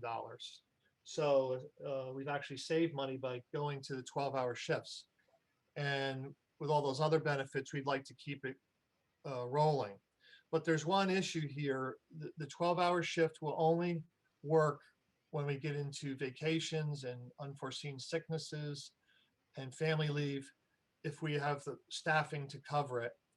And we just had a recent retirement that we didn't, it was unexpected situation. And we're at staffing of 22 now, and we've budgeted for 23. And it's key that we have the staffing so we don't have to pay for short 12 hours of overtime for short tours of duty. So the commissioner has gone to civil service to canvass, to put out a canvas to replace our officer that resigned last month. So I think we've budgeted for it. I think it's appropriate to go after that person, get them trained up as fast as possible, and hope for a lot of different factors that at the end of the year we look and we see that we've actually saved money and we haven't overspent on overtime. So the commissioner has requested a canvas, and we'll see what kind of potential candidates we have from the civil service list. So that was the main thrust of what I wanted to talk about tonight. If there's any questions on that, because I'm going to change topics in a second here. I don't see any. Yes, Rebecca Wolf has a question. I'm sorry, Rebecca. Oh, yeah, I mean, my understanding is that there's been a decision to not hire people in the police department when somebody, you know, when exactly this happens, and that's as a result of all of the conversations that have gone on about the police department budget and how to address the needs of the city, you know, for other kinds of services and all, you know, basically kind of redistributing some of the funds that are pooled in the police department. So I'm just confused about that. Yeah, I don't know of an executive order that says that we can't hire when someone resigns. I will tell you that if we don't, we're going to have an issue with overtime this summer, and also probably a safety issue with short shifts. And actually, I think 23 is not enough. I think we need a minimum. We're authorized strength of 26. When we get down to 22, as we are now, 23, you're hoping that a lot of factors come together to maintain patrol strength and safety. We're really getting into a dicey area when we try to extend how many hours our people are working, how much of their overtime. You don't want to see a tremendous amount of overtime getting paid out. There's a lot of factors there. So I don't know that we're saving anything if we get down to that critical area. Well, it seems Now like, we had the BEA did reduce. We lost. I'm sorry, can I just interrupt you for 1 second? I mean, it seems like maybe the role of the commissioner would be to like produce an analysis of how to better balance all of the different demands. I mean, in terms of, it sounds like having 12-hour shifts would really produce a lot of stress on officers, and whether in terms of like overtime, it might be that their actual effectiveness is increased by shorter shifts and that they're better able to do their jobs with the shorter shifts. And so I don't know, I mean, I'm just, you know, spitballing here, as they say, but it seems like that, you know, there was a pretty major current towards reducing overall the size of the police department based on, you know, nationwide statistics of population count of the city of Hudson, which is so small, and the number of officers, et cetera.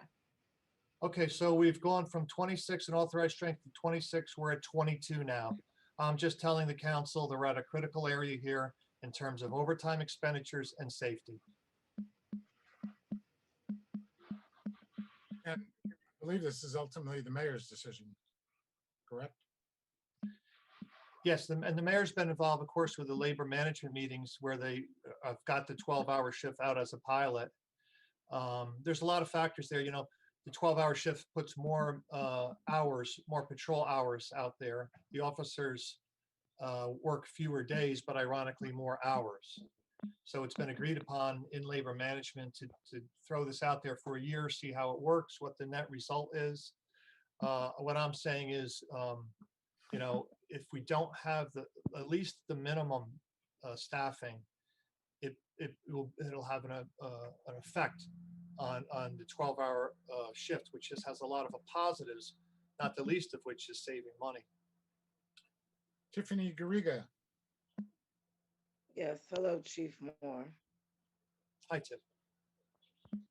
My question to you is, how are we looking in the police department with recruiting people of color to reflect the city of Hudson? Yeah, of course, we work in the civil service system, Tiffany. We've had these discussions. The police job right now, as we see what's happening at the sheriff's department, we're getting fewer and fewer applicants. We're going in the opposite direction. And there's probably a lot of reasons for that. We've advertised the police examination. We're not due another police officer's examination, I think, for another 18 months or almost 2 years. So that gives us the ramp up time to promote for the next go round of civil service tests. So we have to hire off the civil service list. And we have an established list right now with civil service that doesn't expire for quite some time. So I guess the answer is there's not a lot we can do to recruit immediately, but some that we can do in the upcoming year, year and a half. So tell me, Chief, with the civil service tests, and that's the list that you go by, what are your plans for recruiting people of color? Because I understand there's a civil service test and there's a list and there's the protocol. I understand that, but it's not just a conversation that we've been having. It's something that the people have been requesting for years. They have been requesting officers of color that speaks their language, Black, Hispanic, Brown. And the question still remains, how are you going about recruiting people of color to be in the Hudson Police Department? So do you remember Greg Mosley's the Operation Unite's law enforcement initiative? We've actively participated in that and did not have a lot of great results. Not that it wasn't a worthy effort, because people did get jobs in other agencies. I think we're going to have an overall problem in recruiting altogether. So, you know, if we're not hiring, we have to use the established list until we can offer a new list, a new test to be given, which won't happen in over a year. Well, so will you be willing to work with other organizations that can participate with recruiting people of color as you worked with Greg Mosley? Oh, absolutely, yeah. And I think we've demonstrated the importance through our promotional practices over here. So, yeah, of course I would. Yeah, we'll be hearing from us soon. Okay, Dominic has his hand up. Thank you. Chief, just two quick questions, just clarification. So basically, since you lost an officer that was already budgeted, it's a budget neutral to replace that officer currently, correct? Yeah, that's correct. So it's not like we're adding something to a budget that's new. Secondly, we had actually through the process, we had asked for 25 officers, or 26 was automatically taken out. We had attempted to budget for 24 and 25. 24 and 25 were taken out of the budget. So we had the maximum amount of officers we could have this year was 23, and that's what we ultimately budgeted for. And 23, the number 23 officer resigned, leaving us in a hole. Right, and then currently, of course, we know the summer months produces, you know, a little bit more calls from service due to the weather. Another question, how many of members of the department are currently vaccinated? I reported to the mayor at the last meeting. I think it was 16 of the 22, no, the 16 of the 30 personnel, including civilians and parking enforcement. And I think a few more have gotten vaccinated since then. So I think we're probably around 18 of the 29 or 30 employees. Okay, thank you. You're welcome. Any other questions from the council? If not, Tim Hutch has his hand up. Hey, Chief, how are you? Good. Hey, I just want to clarify. So unless people take the civil service test, they're not going to get a job, correct? That's correct. Okay. I just wanted to clarify that for a couple people because obviously they're not understanding that. Well, I'm sorry, can I say something about the civil service? Go ahead, I Rebecca. mean, I think it's a really important part of this process, and I believe I've raised this in when we used to have the police committee, tried to get some attention to the idea that there's a real need to strengthen the relationship between the civil service exams and residents of the city, because I don't think that there's a lot of clarity. I think that information is sort of legacy in a way, and it gets passed from people to their children and not necessarily kind of disseminated widely in the general population. And so I've tried to into the civil service exam page on the county website. It's very buried. It's very inscrutable, it seems to me, like how to approach it. So to me, that seems like something that really needs to be addressed. So can I just interrupt for a second? So the senior center is hoping to do that. Gotta unmute.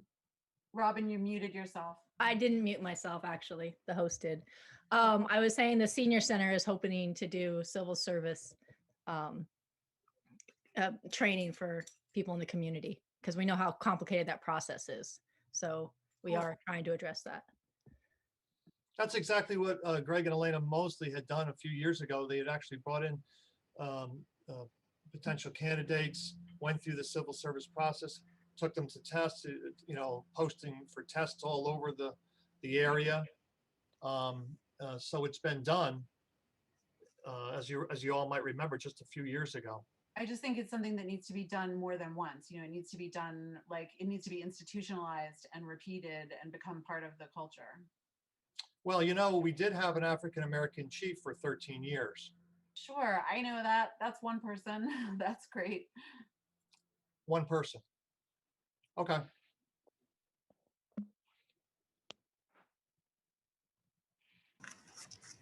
Tom, I have a comment, question. Yeah, Tiffany. So first, Chief, my comment to you, or actually a question, is people can be hired provisionally, correct? They can be hired provisionally, yes.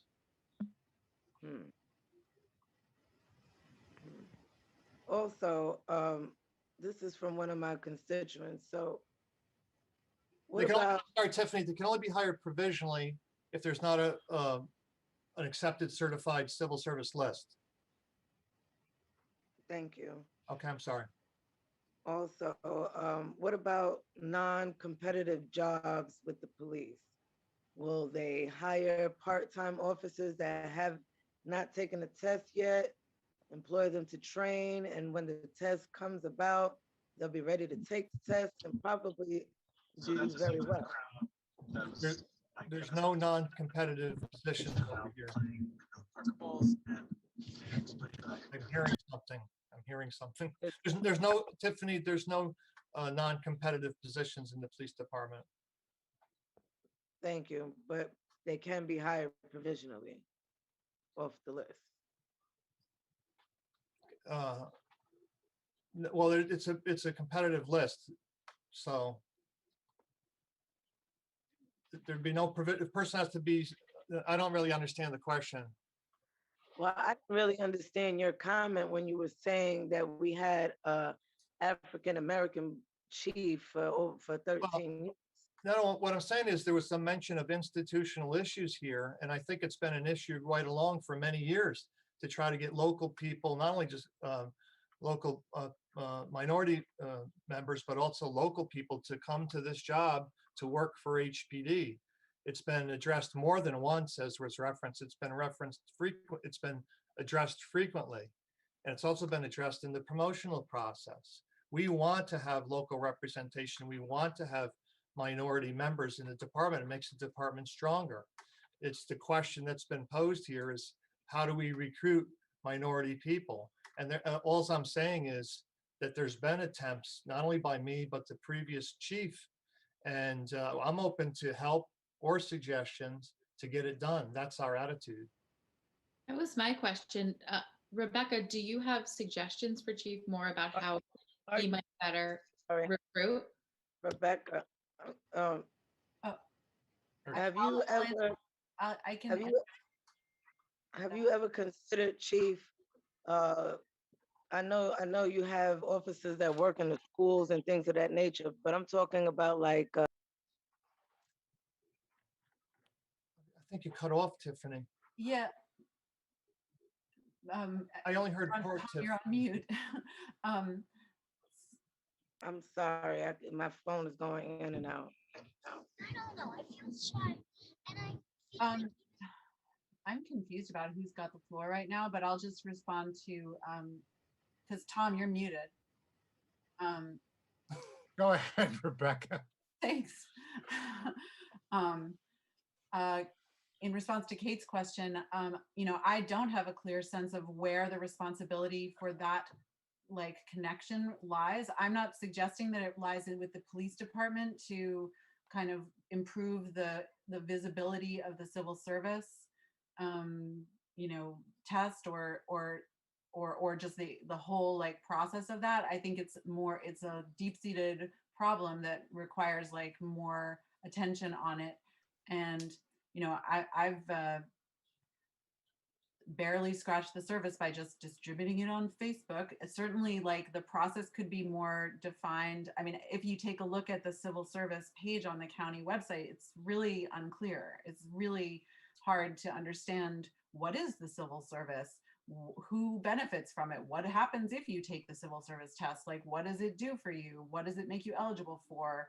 None of that is clearly explained, and I also don't know what happens at the like a high school level or in the community college currently to like encourage people to explore that as a career path. I have no idea right now what is going on with that. So we work, Rebecca, we work with Bill DeLuca at the criminal justice program at the college to encourage people to, we've had intern programs right along through, not only through the college, but through the BOCES program. And we try to encourage people, we take in interns. I sit on that board over there with Bill DeLuca, discuss, and we contribute training. We interact with the college students. I'm 100% up for any ideas. And you're right, Rebecca, if you're looking for the definitive book on civil service rules and everything, it doesn't exist. You have to kind of, I've been learning about civil service since I got here. Yeah, it's important to get the word out there. It'd be so much easier if I could just hand select people, train them. Well, I think it just doesn't work that way. Yeah, and there's a real disconnect between the high school graduating students and the college too. So there's potentially some work that could be done there too, to kind of, at the high school graduating. What is getting to before is I think the sheriff just canvassed and they had very few responses. So I think when we're looking at recruiting, I think we're going to have a problem altogether. Not just with the usual problem of hiring minority officers, but any officers. I think that's what we've got ahead of us. We want to get the best, we want to get bright, motivated people. And the police career they're just not turning out for the police career right now. And that's going to be the overarching problem. more social workers. Okay, Dominic, you want to make this the last question, please, for this round? The chief has more to go, so. Okay, thank you. Chief, just an understanding for, I think, the other councilman, for another way, an option for someone who has interest in police work. They also can reach out to Greenport, Stockport and everything to get sponsored to go to Zone 14 at the college, correct? And that gives them certified police work. Then while they're doing that, they can, take the civil service test, but at least they get the background and come in trained, correct? That's correct, yes. Okay, thank you, Dominic. Chief, do you want to continue with your report?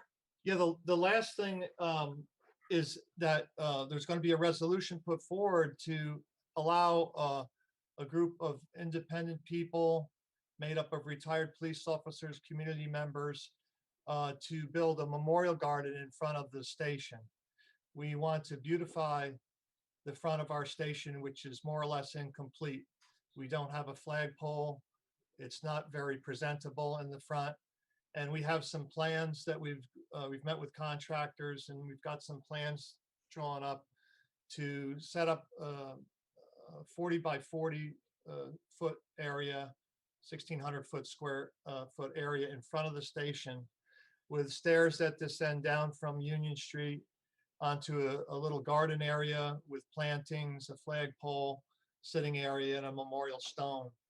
And none of this would be funded through taxpayers' money. It would be sponsored by the Hudson Development Corporation, and the money would be collected by this committee group that gets together.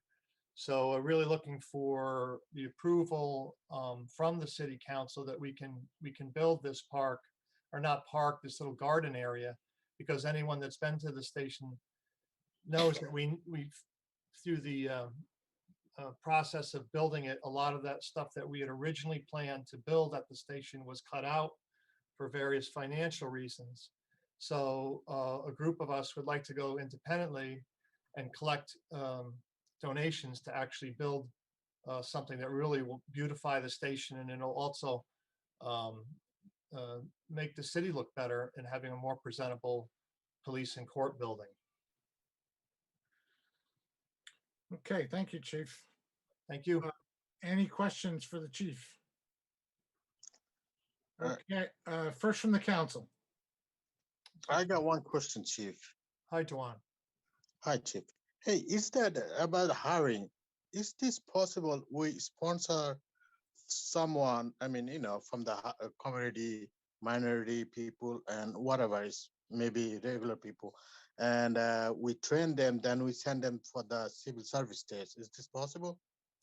Okay, so yeah, you can sponsor at a law enforcement academy, but remember, John, there's the risk there, as we just saw with our last hire. There's the risk. So you're paying a person cadet salary, so a reduced salary. They're going to the police academy. They could fail out. They could resign somewhere through the process before they get their police credit certification. They could come into the station and then not get through the probationary period, the training period.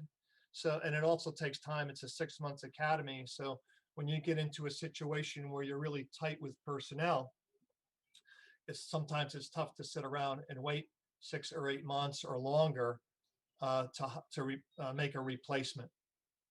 Yes, we have sponsored in the past. Several of our officers here were sponsored for the various academies. Yeah, I heard them and turned out good. But, Yes, some good, sometimes not good. So, where they leave early and the city spent that money and we don't have a return on our investment. I forgot, you mentioned it. How much is the training cost? I forget what I'll get to you as to exactly what the costs are, but while the recruit is in the academy, they're getting a reduced pay, about half their pay during that six month period. Thank you, Dewan. Tiffany? Hello, how are you, beautiful? Yes, Chief, How is the department with translators? Okay, so we have the language line set up. We have a virtual language system that we use over on the court side, so that we can, and then we also have the state police resource to call in translators, the various dialects that we encounter, and have done so in the past. But the Columbia County Sanctuary Movement we had discussions with them maybe 2 years ago, where we had the language line installed, and over at the court side we actually have a video language system where the person can actually converse with and actually see the translator during real life conversations. So if we have an emergency right now of a woman, of a Bengali woman or a Hispanic woman right now that's looking for help from the police department, is there anyone there right now that can translate these languages? No, not immediately. So this is that we have been discussing in the past of what it is needed. And it's great working with the sanctuary movement and putting in those virtual lines. But in the case of emergencies, especially like with the situation that we had a fire recently and things of that nature, we need translators in that department. What happens is generally if we have a situation, the Troop K database and the state police will show all the various dialects, and they'll call in the trooper from various parts in the Hudson Valley to come in an emergency situation. I mean, there's so many dialects in the city, and it'd be for a small department with 22 people to have someone specifically trained would be a shot in the dark. Certainly a Spanish translator would be valuable. And if we see that on someone's resume during an interview process, of course, that would be valued. But right now we're relying on the language line, and we're relying on the state police with their various interpreters and possibly our own resources to find somebody in the neighborhood or something that can act as a translator for us. So will you be willing to put a flyer together? Because we do have people in the community that speak multiple languages. Yeah, I mean, that's a great idea. Yeah, we could, in other words, to get the various dialects. There was a fellow we used over at the high school that was, yeah, you're right. If we could get a database of people with different, that would be volunteer to come in an emergency, that would be a very good thing. Well, you put that flyer together, Chief, and I'll help distribute it among the second ward. Very good. Okay, you got your agenda there, Chief. Got it. Rebecca, did you have something? Could you make it? No? Okay. Bill? Chief, on the subject of hiring and civil service, is it true that you're retiring this year? Not unless you have other plans for me, I don't think so. Huh, okay. There's a lot of rumors in this town, Bill. Yeah, okay. I was on bicycling down 6th Street towards Oakdale, down the hill. I was between the hills on my bike, and I saw a car coming at my direction in the other lane, down the hill in the flat area there, and it had to have been going 45 miles an hour. I've also noticed at least 3 signs in the neighborhood, the Oakwood, Parkwood, Glenwood area, that say only private signs on lawns that people have put up there saying only you can prevent speed bumps. Would you say that there's a speeding problem in that area? We've had a lot of community complaints in the boulevards about speeding, yes. And so what's HPD, what are you guys doing about it? Anything? We have, and I've reported that the police committees you've been at, Bill, many times we've run details up there to issue tickets. There's a lot of places, a lot of hot spots that speeding complaints generally come up. I haven't seen your guys parked there in a while. Can you tell me how many 30-mile-an-hour speed limit signs there are between on on Glenwood between Route 9 and Washington Street, all the way around down past the lakes? How many speed limit signs? From where to where? From Fairview Avenue on Glenwood all the way to Washington Street? I don't know. A couple? 0, both directions. There's not one, Chief. Is that acceptable? Okay, Bill. I mean, I asked that because you say you're trying to combat speed by issuing tickets, but there's no speed limit sign either direction. I'd like to suggest, I don't know, I don't know how it works. DPW puts the signs up, but if you feel that there's a need for signs, okay, I would agree that there should be at least 2 signs in both directions. And your one of opinion them has been recorded, Bill. We will look into it. Tom, don't rush me, please. I know it's getting late. It's okay. So I Bill, would think there what would you'd like. also be a 30-mile-an-hour speed limit sign each direction between the hills down by the lakes, between the lakes. Okay, thank you. What else? Bill, I'll promise you I'll go up there and I'll look at that. And if there's a need for signs up there, I'll pass it on to DPW to post signs. I believe the only 30-mile-an-hour speed limit sign is on Oakwood. The other 2 have 0. And I'm suggesting to the entire Common Council, that stretch of road, Glenwood, before it goes down the hill towards the lakes, we need speed humps, not speed bumps, which nobody will agree to. A speed hump is much easier on a car and it slows cars down. A straightaway like that before a very steep hill and a curve. There was an accident there a month ago, Chief, right? Car almost rolled into the other lake, right? There's nothing slowing anybody down, including a 30-mile-an-hour speed limit sign, and it should be 20 miles an hour, 25. I'll stay on. Last question. There's still a double parking meter missing at Columbia and Green. It's been missing for about 5 months. So there's 2 free parking spaces there. Well, make sure you use them, Bill. Take advantage of it. Bailiwick. Chief, is that your bailiwick? I'm sorry, say again? He wants to know if that's your concern, the missing. I established a list of priorities over here this week, and that meter wasn't quite on it, but I'll get right on that. Thank you, Chief. But it's been missing for 6 months. Bill, there was your answer. It's been missing for 6 months. Okay, moving right along. Let's see. Thank you, Chief. Thank you. A short report from Hillary Hillman. She's going to give us a quick update on what's happening with the Conservation Advisory Commission. Thank you, Hillary. Okay, the Conservation Advisory Council. Can you hear me all right? I don't have my speaker on. Yes, we okay, can. great. Great, thank you. So in the spirit, I'm going to read it to you because I actually had my second COVID shot and I am total fog. So my second vaccine shot. So the Conservation Advisory Council is in the, oh, I'm sorry. Hillary? Yes. Would you like to put this off to next week's meeting, or would that?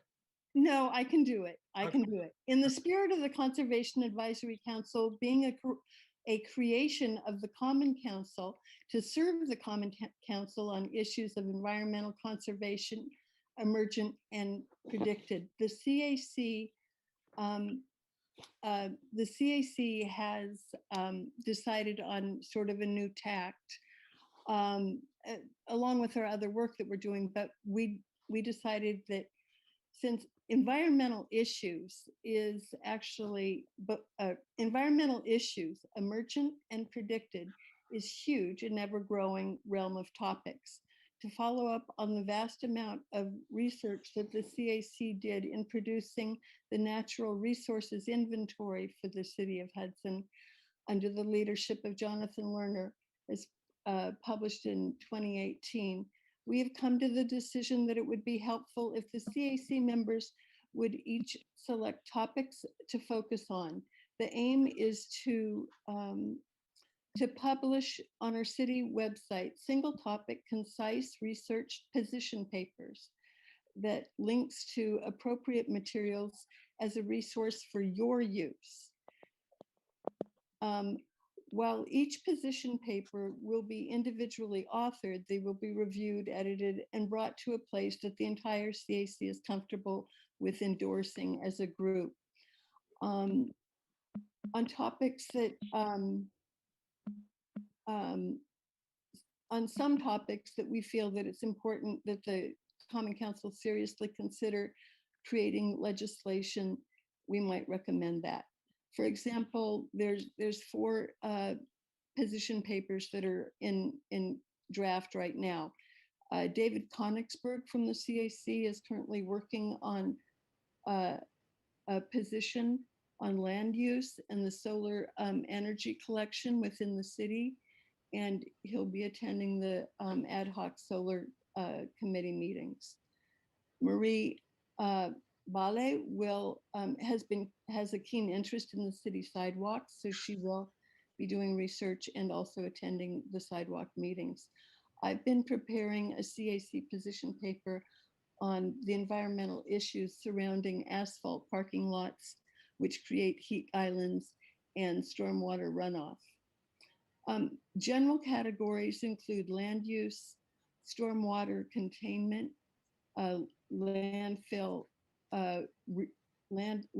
refuse reduction, urban forestry, green building practices, global warming, and there's so many more that could be on this list, but we want to invite you to tell us what kinds of topics would most help you in your work, because there are so many environmental issues that you might see emergent ones or just in your work that you'd really like to get somebody to focus on and bring you some information.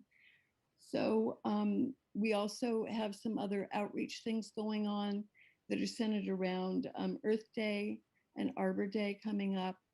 And that's the short report. I hope that that's agreeable. Thank you, Hillary. Just to make clear, folks, we, the Common Council, created the Conservation Advisory Council. And my hope is that, you know, they report to us regularly so that we aren't surprised when they do come forth with proposals and maybe even a couple of laws. Rebecca, did you have a question for Hillary? Well, I just wanted to quickly also just add to that we are with the assistance and participation of the CAC. I've been doing work on producing first information for local businesses about alternatives to single-use plastic products for takeout containers, which is a huge issue in terms of our landfill and just general, waste, and that we're working towards the production of a law. Thank you. Okay, moving right along. Finally, we get to our resolutions. Shaheem, can you post the first resolution, please? Thank you, Hillary, by the way. You're welcome.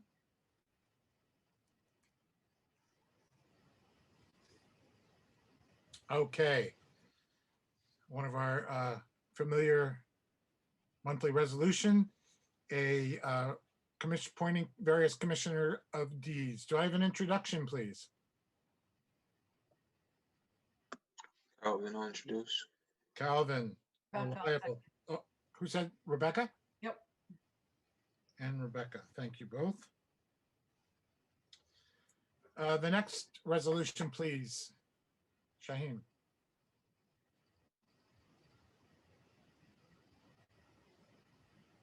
This is our annual resolution where we designate the Register Star as our official newspaper, which doesn't mean they represent us, just that that's where we put all our public notices.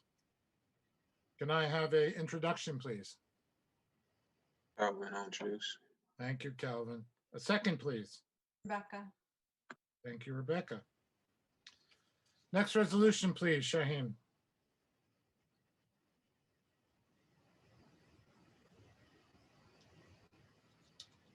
This is the list of all the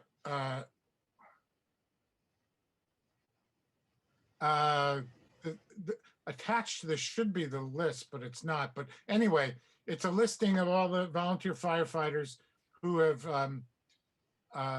we've talked about this before, all the firefighters who qualify for the service award program. Can I have an introduction in a second, please? Calvin, I'll introduce. Calvin. Second, please. Rebecca. Okay. Thank you very much. The next resolution, please. Okay. Now, this resolution is coming from the Tourism Board. Many of you may have heard about this. This is a Bindlestiff Circus performance that they're seeking partial payment, partial funding for. Now, if you would like them to present right now, they're here, I believe. Let me check. Yep, yeah, there's Stephanie. Or we could just go ahead and introduce in second. Let's start with an introduction in second. Do you have an introduction? Rebecca. Okay. Oh, we're gonna go in reverse. And a second, please. Calvin, not second. Calvin. We could actually, would you, it's kind of up to the council. Would you like to see their presentation tonight? Or would you, what's that? Oh, you're gonna ask for tonight or next week? Yes. Well, I guess it's up to everyone else. I can wait till next week since it's already been introduced. And Tom, this is Duan. I want to do next week. I have to leave at 9. All right. Okay. Well, Stephanie, Tom, sorry. Can I just ask a couple questions real quick to Stephanie? Sure. Stephanie's here. Hi, Stephanie. I'm sorry, I didn't get a chance to look at what you sent, but I do have a couple questions now. You said for this, you're scheduling for Mill Square and Mill Street.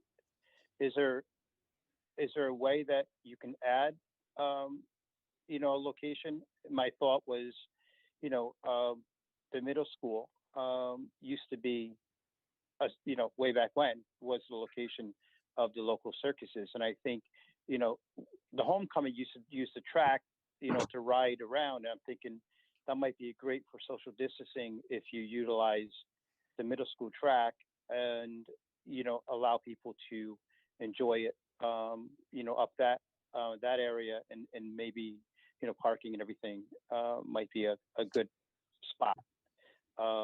Also with the $15,000, I know that you're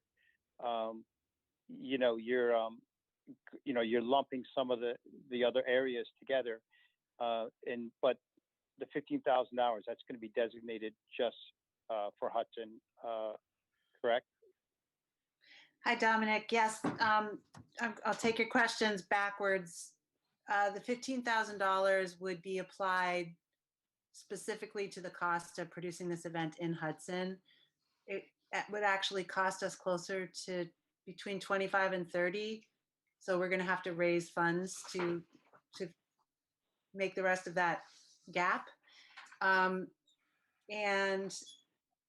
I am not in, there's no other activity attached to this proposal. This is strictly for multiple performances of Flatbed Follies in Hudson City. So to answer your first question, I did not include any properties in the proposal that are not City of Hudson public properties. So I knew that getting permission from the school district would involve another layer of red tape. So I'm totally open to it. I thought about that too. And would like to make this as accessible as possible. So I'm open to talking with the school district about it. Okay, thank you, Stephanie. So maybe by the next meeting, you'll have an answer. Shaheen, the next resolution, please.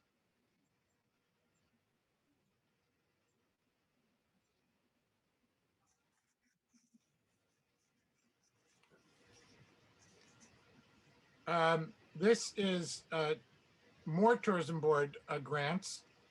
This is for the summer, excuse me, for the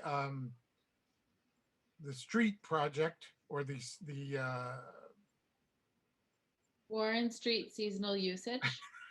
thank you, the Warren Street seasonal usage project. And it's $10,000 to get the concrete barriers that are needed for the parking spaces after much discussion with the tourism board, primarily Kate Tracy and all the department heads, it was determined that what were needed were concrete barriers to make this project work safely and uniformly this summer. This resolution is to use tourism board money, not general fund money, to fund those barriers, as well as to repair the planters and make some new planters that will also be part of the protection provided for every parking space that is used in the program. Any questions before well, let's first get a introduction and a second, please. I'll introduce. Is that Jane? Yep. Dewan. And Dewan. Is that Dewan? Yes. Thank you, sir. Any questions? Great. I think the Summer Streets it is there. Summer Streets program is looking pretty good right now. And I think it's finally meeting all the criticisms and issues that were raised by last year's program, which was admittedly created in haste because of the pandemic. So moving right along, Shaheen, the next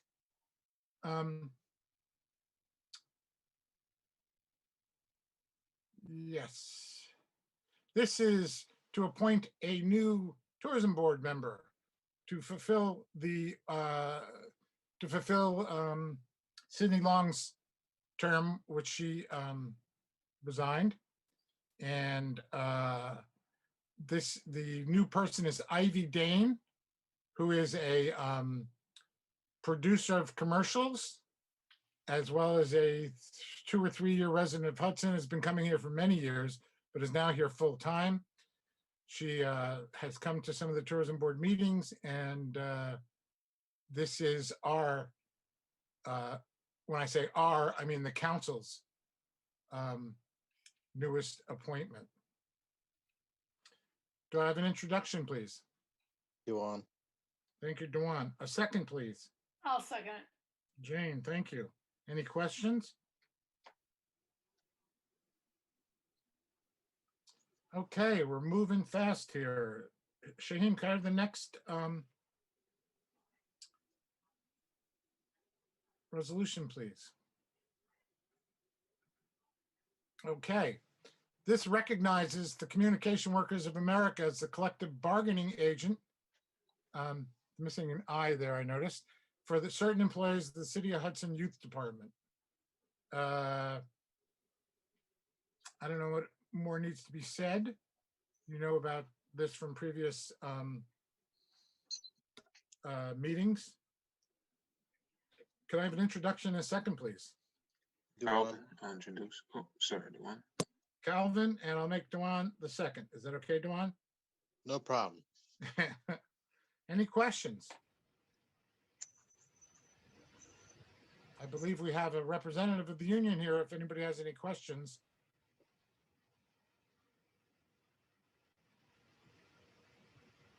Okay, Shaheen, the next resolution, please. Okay, this is simply authorizing money that's already been approved. This is to pay the Hudson Business Coalition for work they did on the Hudson Bond Marketing Program. Well, both the creating the bonds and then marketing them. This has already been approved as a fund. This is just to actually pay them. Can I have an introduction and a second, please? Duan. Thank you, Dewan. A second, please. Calvin, I'll second. Thank you, Calvin.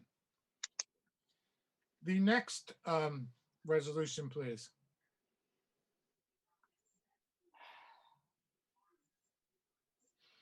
This too is for the Hudson Business Coalition. These were two, this was a project for a walking tour guide that we approved quite some time ago in the summer. And now we are here to approve the actual payment, which is completely in line with what they originally proposed.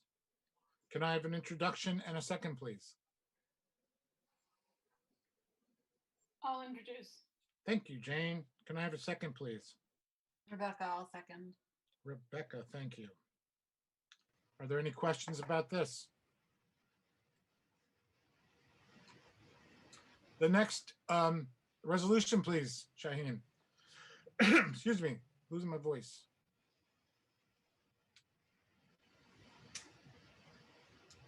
Okay, this is a resolution updating our anti-discrimination and anti-harassment policy. As you recall, for council members who were here the last term, near the end of that term, we approved a anti-harassment and anti-sexual harassment policy.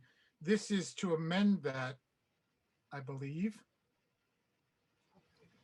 And as you see, it'll be posted on our website. It'll be circulated to all employees. We will, in fact, have a session where we learn the full substance of this policy. Can I have an introduction and a second, please? Duan. Thank you, Dewan. Can I have a second, please? Calvin. Oh, sorry about that. Who was there first? I'm going to give it to Jane, Calvin. Ladies first. I hear you, Tom. Thank you.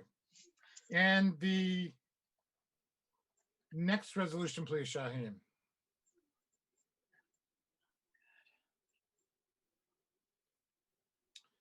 This resolution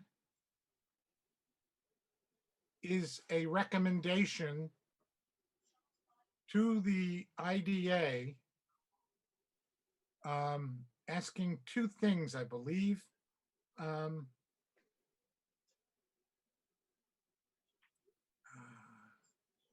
One is that the construction, the general contractor for their project. I'll explain, Tom. Oh, thank you, John. Yeah, You know what? Jane, this is a resolution that Jane Trombley and myself have crafted and with input from the attorney. It seeks to clarify two things: that the Common Council fully supports, without reservations, the construction of affordable housing in the city of Hudson. But it recommends that the IDA does not support a market rate affordable housing pilot. And it seeks to clarify for the public that there are two pilots currently in front of the IDA, one for a mixed income affordable housing building on North 7th Street, and a second all market rate pilot that is being pursued by the Galvin Foundation. So this seeks to say that we support affordable housing, but we think that developers who are pursuing market rate construction in the city do not receive pilots for that construction. It also seeks to ask the IDA definitively, as a stipulation in any pilot to the Galvin Foundation for the construction of a affordable housing building, that they that this Galvin Foundation stipulates they will not use any of Eric Galloway's for-profit building companies involved in that construction. And also it stipulates that any other member of that foundation that has any other subsidiary for-profit entity cannot be associated with the construction of any affordable housing project receiving a pilot from the IDA. And it goes on to clarify that the Galvin Foundation has used pretty much exclusively Galvin Partners LLC, which is a for-profit business, a construction management company run by Eric Galloway, and that has handled over 25 million, approaching $29 million in construction projects in the last 15 years alone in the city of Hudson. And there is quite a lot of other disconcerting and potentially large conflicts of interest that associate both the Galvin Foundation and Eric Galloway's other large foundation in New York City, the Lantern Organization, both of which he exclusively uses as companies that he owns to do very considerable businesses with each of those foundations. So this, we encourage great skepticism in working with the Galvin Foundation and absolute due diligence, right, as government officials here. So this is what that resolution does. And I suppose it should be clear, though, that it's a recommendation and places no actual binding restrictions. Correct. We recommend, if we want to support affordable housing, we just want to be very clear and go with transparency here. Another thing, I do not believe that the foundation operates at all in a transparent manner. It's been clear, it's very hard to get consistent information from them. So a lot of these issues have to be clarified in terms of Eric Galloway's business relationship with his own foundation.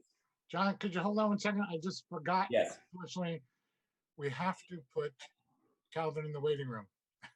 Sorry, Cal. Sorry about that.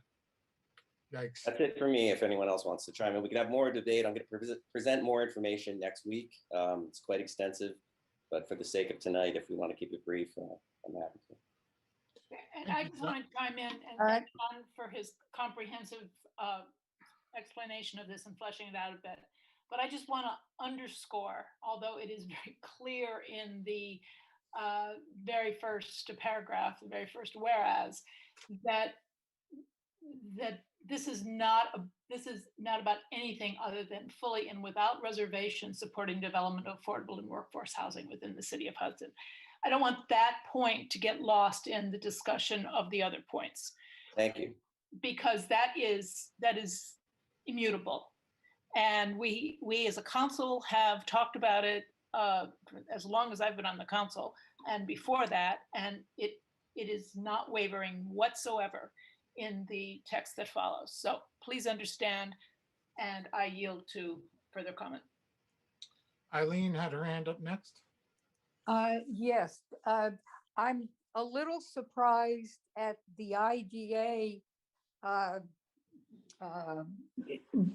putting out affordable housing pilots. My understanding, and I'm going to talk to a few people tomorrow, I still have their contact information. I always understood that the IDA was primarily to bring industry and industry, therefore jobs into the city. I don't object to them dabbling in housing pilots, but that seems to me, because it affects the tax base, I just want to understand better whether this is appropriate for the IDA, and things have changed since I was on that board. Eileen, I think those are legitimate questions, but those would probably be best raised at the IDA. Right. I just wanted to react to it here, you know, and if anyone who is on this call has information or wants to point me in another direction, I'll call a few people myself. But thank you. No, and I would suggest attending perhaps the next IDA meeting since they are discussing it. Let me see who else has their hand up. Rebecca, you're up next. Thanks. I just wanted to clarify a little bit what goes on at the IDA for those who may just not really know. I mean, and I think Eileen's question, aside, because I think, I mean, one of the answers I could think of for that is that increasingly it's really clear that, without housing, you don't really have industry or, there's a lot about workforce, like having a workforce that is really at stake here. But so two things, also just to really underscore that there are 2 pilots being requested by the Galvin Foundation right now in front of the IDA, and so they're totally independent of each other. They have nothing to do with each other, and one could be approved and one declined, and it would not affect the viability of the one that was approved. So then I just wanted, I've been on the IDA since I've been on the Common Council, and basically we were immediately presented with a request for a pilot from a hotel developer. I started to research what really was my job on the IDA, and discovered that really the main role of an IDA member is to basically negotiate for benefits for the community in exchange for the proposed tax break that the developer is asking for. The developer is required to present the perceived benefits that they're going to bring to the city, which includes, usually it's about jobs, it's about tax revenue, and that's really, those are the main things. So in this case, I've been pretty clear on the idea that a market rate housing development is not probably going to provide like the kind of housing that the city most needs. So while, the argument that's being made is that market rate housing is part of the housing puzzle, and that the city needs more market rate housing in addition to needing more affordable units, I think it's pretty clear that the city's, well, I should say, I am researching and discovering that the housing needs of the city are concentrated in the workforce area as opposed to at market rate. So I just wanted to say those things. Thank you, Rebecca.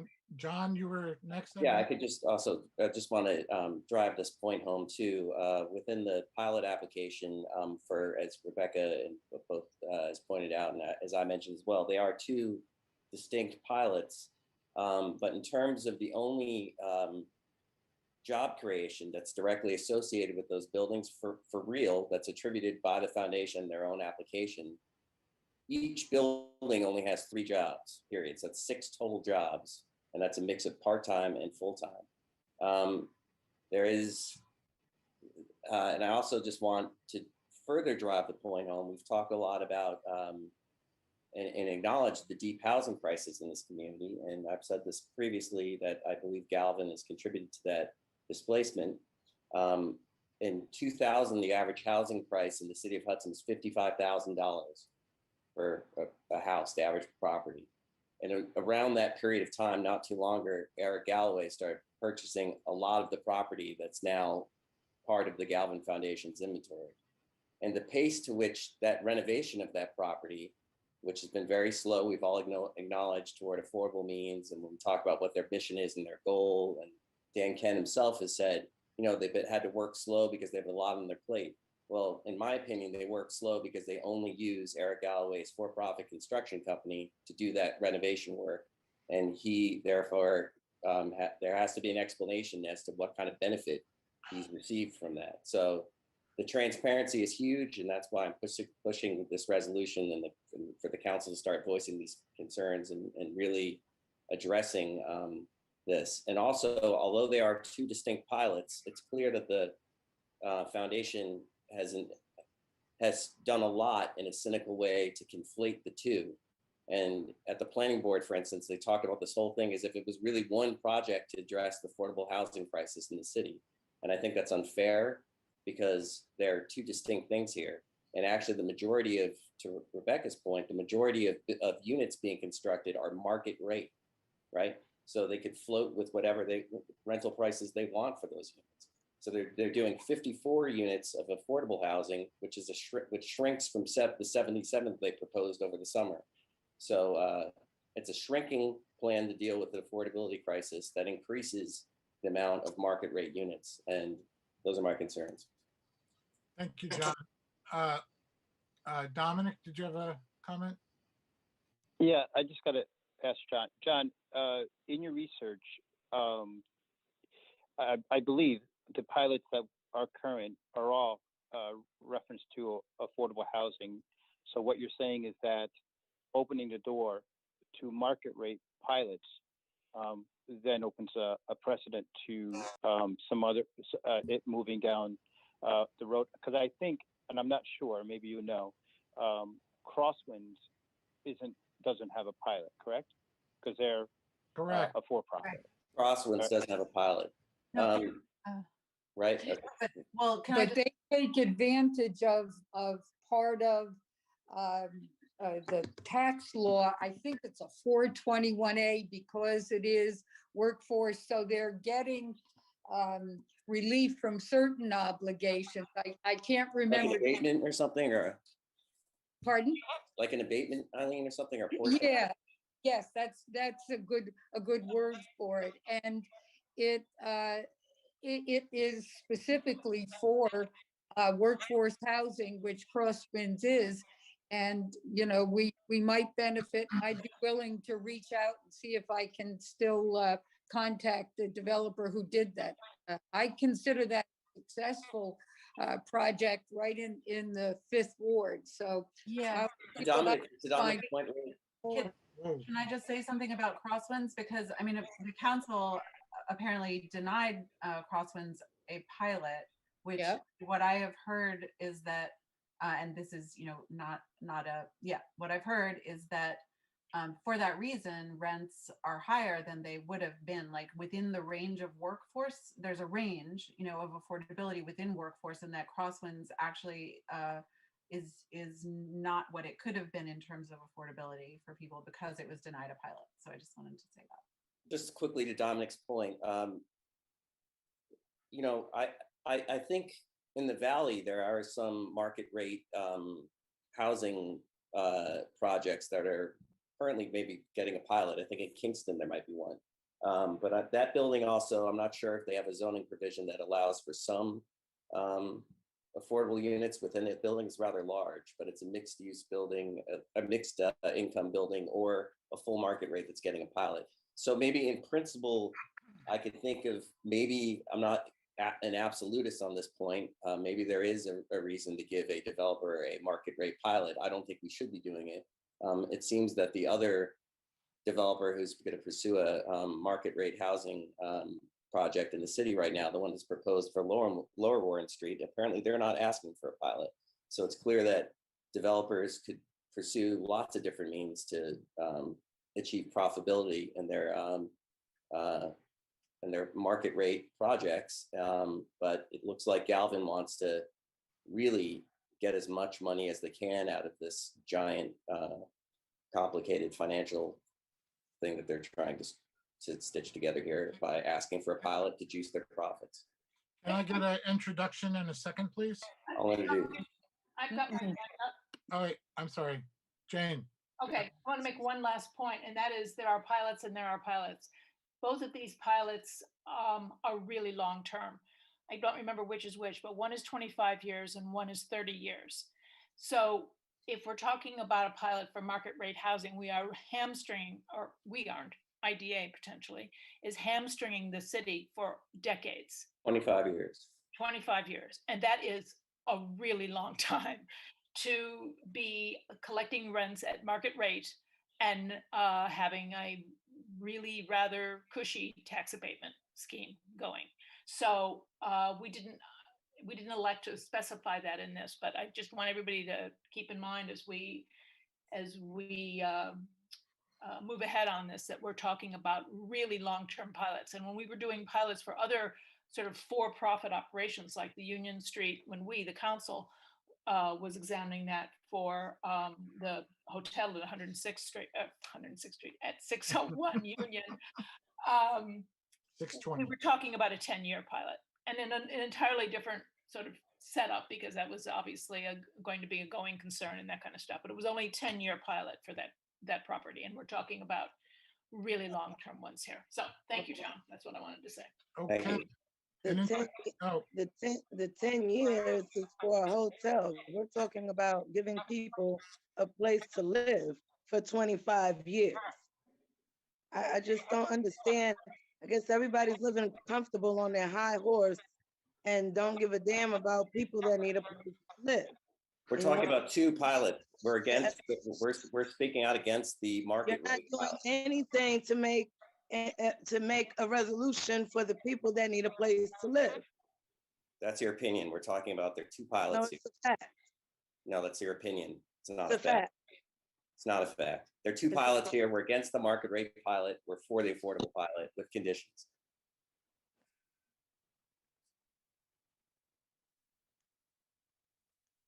okay.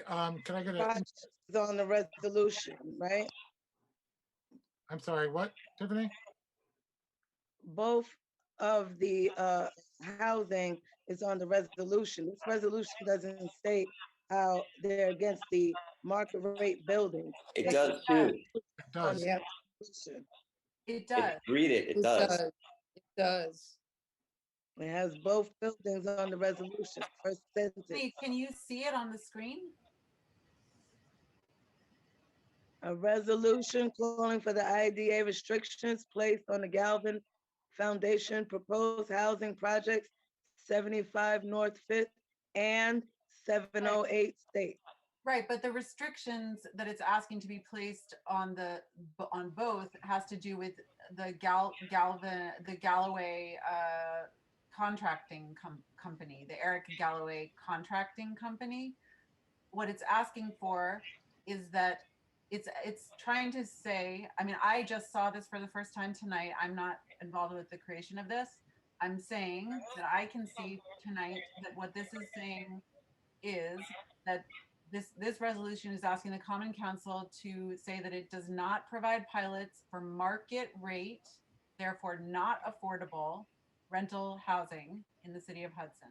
And then it's also saying, and we're not going to support a pilot for a project that is basically providing benefits It's to reading it to me like I don't know how to read. I didn't ask you to read it to okay, I'm me. just trying to I didn't explain ask to you you your because you interpretation. sounded like you didn't understand it. There are two, we make a distinction between the affordable pilot and the market rate. The affordable pilot, we are saying that the Common Council is asking the IDA to support with the stipulation that Eric Galloway's businesses that profit from his foundation work are not involved in any way. And for that matter, we say any other member of the foundation that might have a subsidiary for-profit interest shall not be involved with the affordable pilot. For the market rate pilot, we say that the Common Council says we do not support pilots for any market rate, non-affordable, as Rebecca said, housing projects or developments in the city of Hudson. There's a distinction there. It's in the resolution. Okay, let's get an introduction in a second and we'll move along with this. Do I have an introduction? I'll introduce. Thank you. A second? I'll second. Okay. Okay, there'll be more discussion of that, I'm sure. The next resolution, please. Tom, you bring Calvin back in? Oh, thank you for reminding me. Calvin, you back with us? I'd still be there soon. Calvin? Yep, he's here. Nope, he's sort of here. Calvin, you're back. The next resolution, Rebecca, you have your hand up already for this? Okay, just wanted to make sure it wasn't left over from the last one. The next resolution supports the solicitation of donations to build a memorial garden at the Hudson Police Department.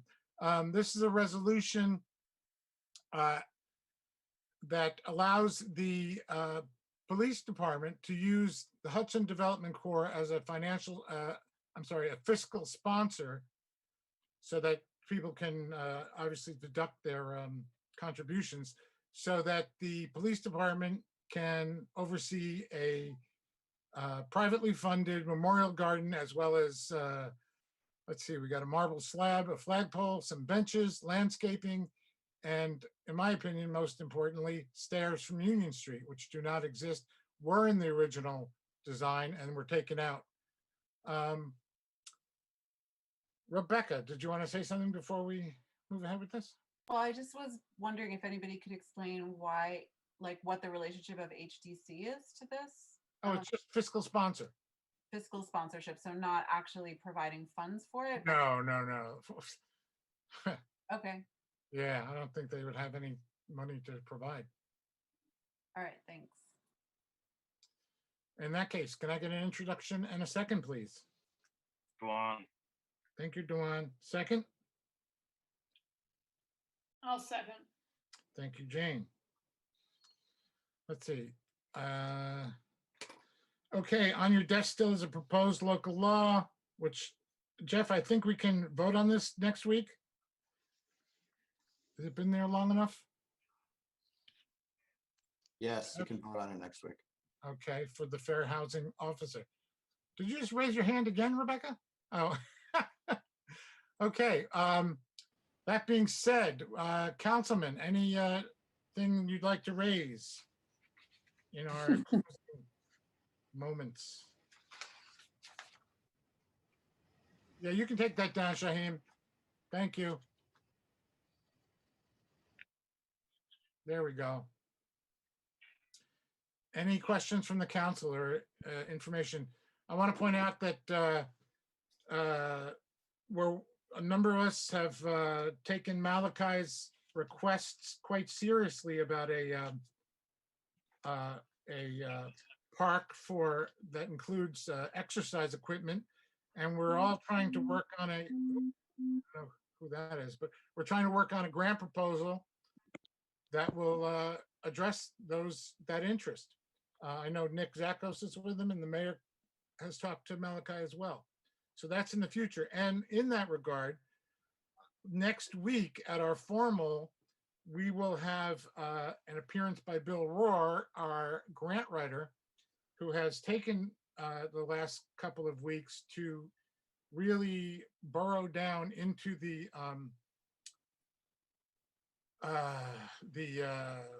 I don't even know what it's being called anymore, but all the various things that are all the various funds that are being provided by the federal and state governments, and figuring out what will be available to us here in the city.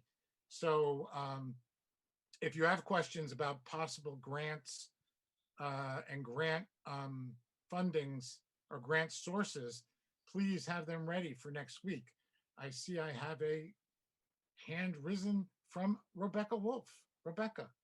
So sorry, I just wanted to take this opportunity to point out, so we now are approved to have a commissioner of grants, which is, as everybody understands, something that has been in the city code for I don't know how long, but we just haven't had a commissioner of grants. But so I am the contact for this, but I haven't heard from anybody who's interested in this. So I'm asking for your help in broadcasting that the city is looking for a commissioner of grants, which will be the job is to basically do what now Bill Rohr has just done, which is to scan what are the grants available, what could the city apply for, and try to like interface essentially between the city and the grant writer.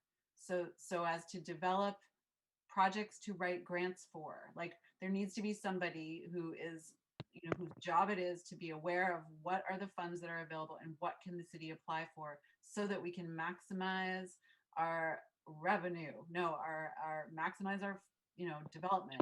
Everything, infrastructure, you name it.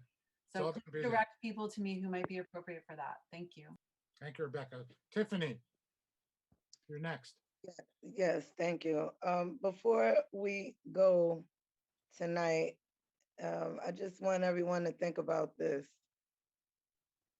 Right now in the city of Hudson, we have market rate apartments that are going for a 2-bedroom. It's going for $2,500, $500 for a 2-bedroom right now in this city. And then that proposal that a lot of people are against, their market rate for a 2-bedroom is 1,700. For now. Just think about that. I didn't ask for any back and forth. I'm sure people are hungry, but just think about that. We could talk about it next week. Thank you, Tiffany. You're welcome. From the public, we have Dave Marston. Hey, thanks, Tom. I was just curious. I had a comment, but I was curious if the code enforcement officer reported to a particular committee and then that committee brought those reports to the council, or was that something that happened independently or with the mayor's office? I'm sorry, say that again?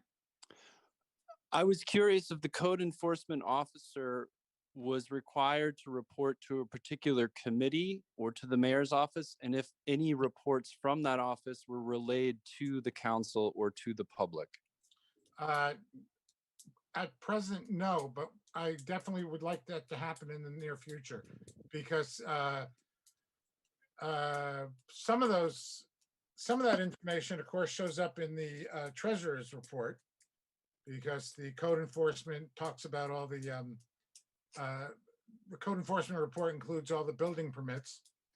And of course, we receive, by we, I mean, the mayor and myself receive all of the violations that they issue.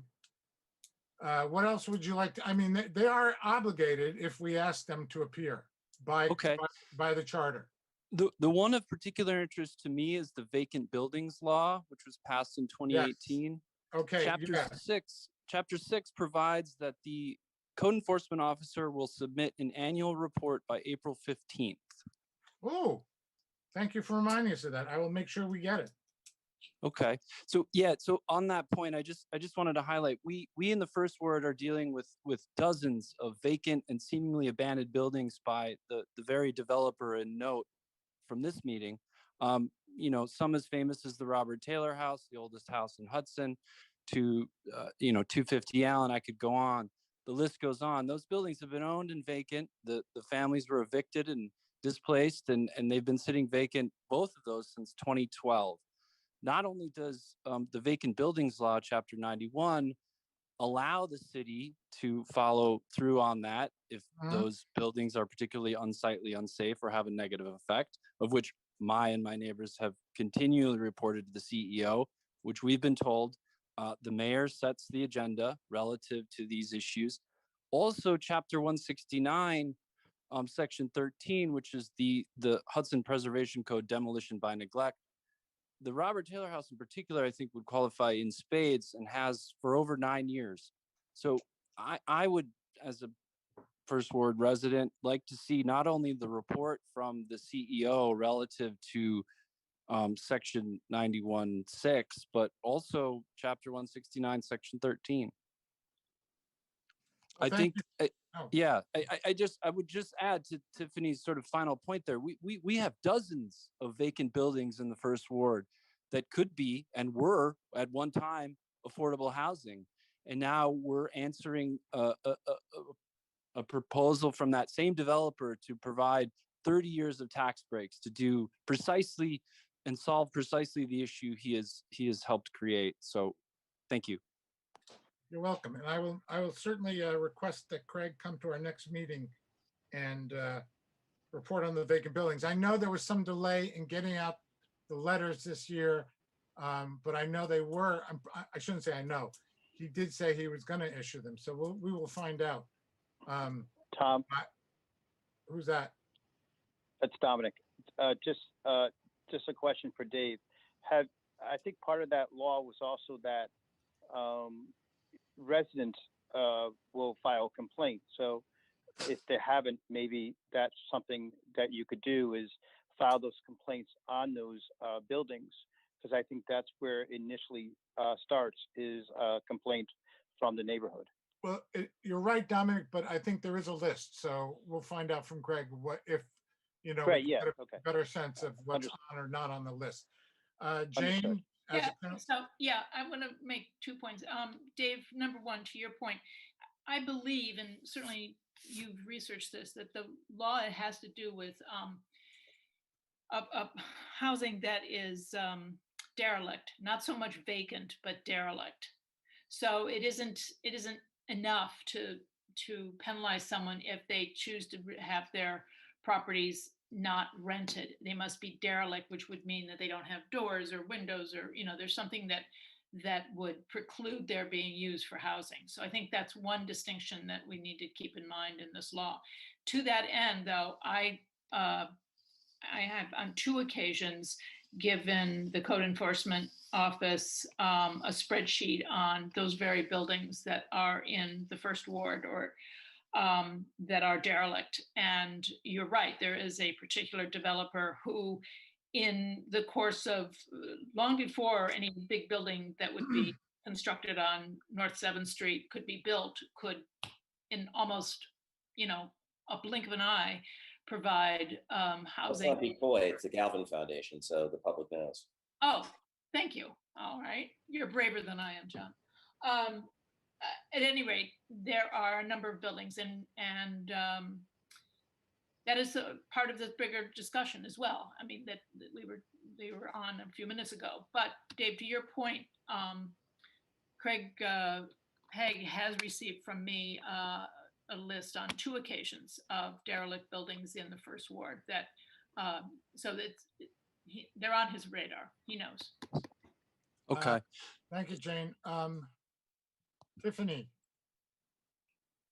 It's just so funny to me how I just sit back and listen, for a while, and the conversation about affordability with housing, it starts to fade away, and all I hear is just like attacks on Galvin.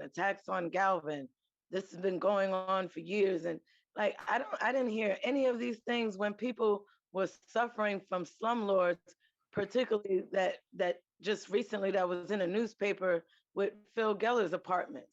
And yeah, you did. Are suffering for years. So it just sounds like you all are on the same bus of attack mode.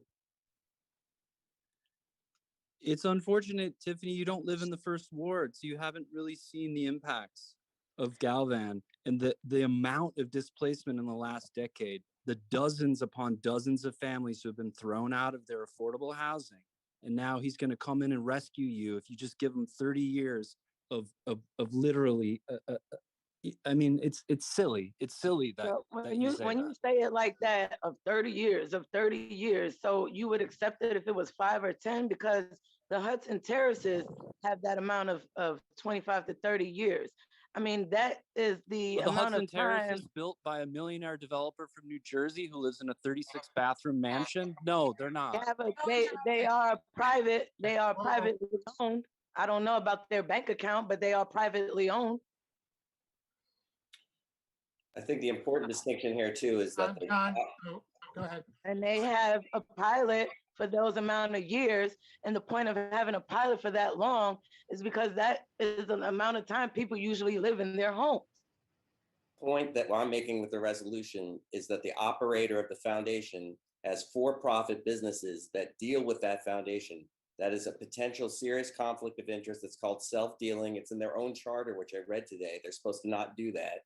And that is an allegation that it hides out in the open. This is not this. Anybody could go on the internet and find the stuff out. It's listed in their own tax documents. It's there, and we need to be questioning the fact of why they choose to operate this way. So if we're going to support an affordable housing, which we need here, we're being controlled by a monopoly right now, which is one developer. So we have to hold that developer to good standards. We have let Calvin back in the meeting, so I'd rather we preserve this for next week when he's not here. Rebecca, did you have one more comment? Well, I just wanted to reiterate that these are 2 different pilots that, Tiffany, you were suggesting that the rents that are being proposed in the market rate development are more affordable than what is on the market, but that's the by definition, market rate units will be at the market rate. Okay, they could say, oh, it's going to be this. that means nothing. It means nothing in terms of a future affordability. And I just want to make it clear that that's why I'm pushing for pressure from the IDA members and also from the Common Council to like make demands that the second building, the second building that they're asking for a pilot for be also an affordable building, be workforce level housing. That is what makes sense for the city. That's what the city needs. And that is what would deserve a tax break. Thank you, Rebecca. I just got a quick question. Yeah, before we get out of here. Malachi, and then I'll turn to the public, because, okay, Malachi, Wait, go ahead. I'm sorry. But did I hear you correctly? Did you say the grant writer, Bill Rohr, was gonna be at the next meeting? Yes, I did. Okay. Okay, I'll speak then. I'll wait. Okay, and you've been working, okay, great. Yeah, Now, I've been working. Yeah, I've spoken to him. I reached out to him. So great, that's great. Thank you. excellent. You're welcome. Okay, in order, I have 3 members of the public. First, we'll go to Ron Kopnicki. My question is, when will there be a report from the DRI committee? Probably when the DRI committee meets. Okay, and then my next question is there any chance that the DRI committee will be meeting in the near future? It's not my call. I'm not the chair of that committee. Well, whose call is it then? I think I've told you before, it's the mayor's committee, and his assistant. So it is the mayor who is responsible for not calling meetings of the DRI committee. Oh, they hung up? Well, there haven't been meetings. Well, I don't understand.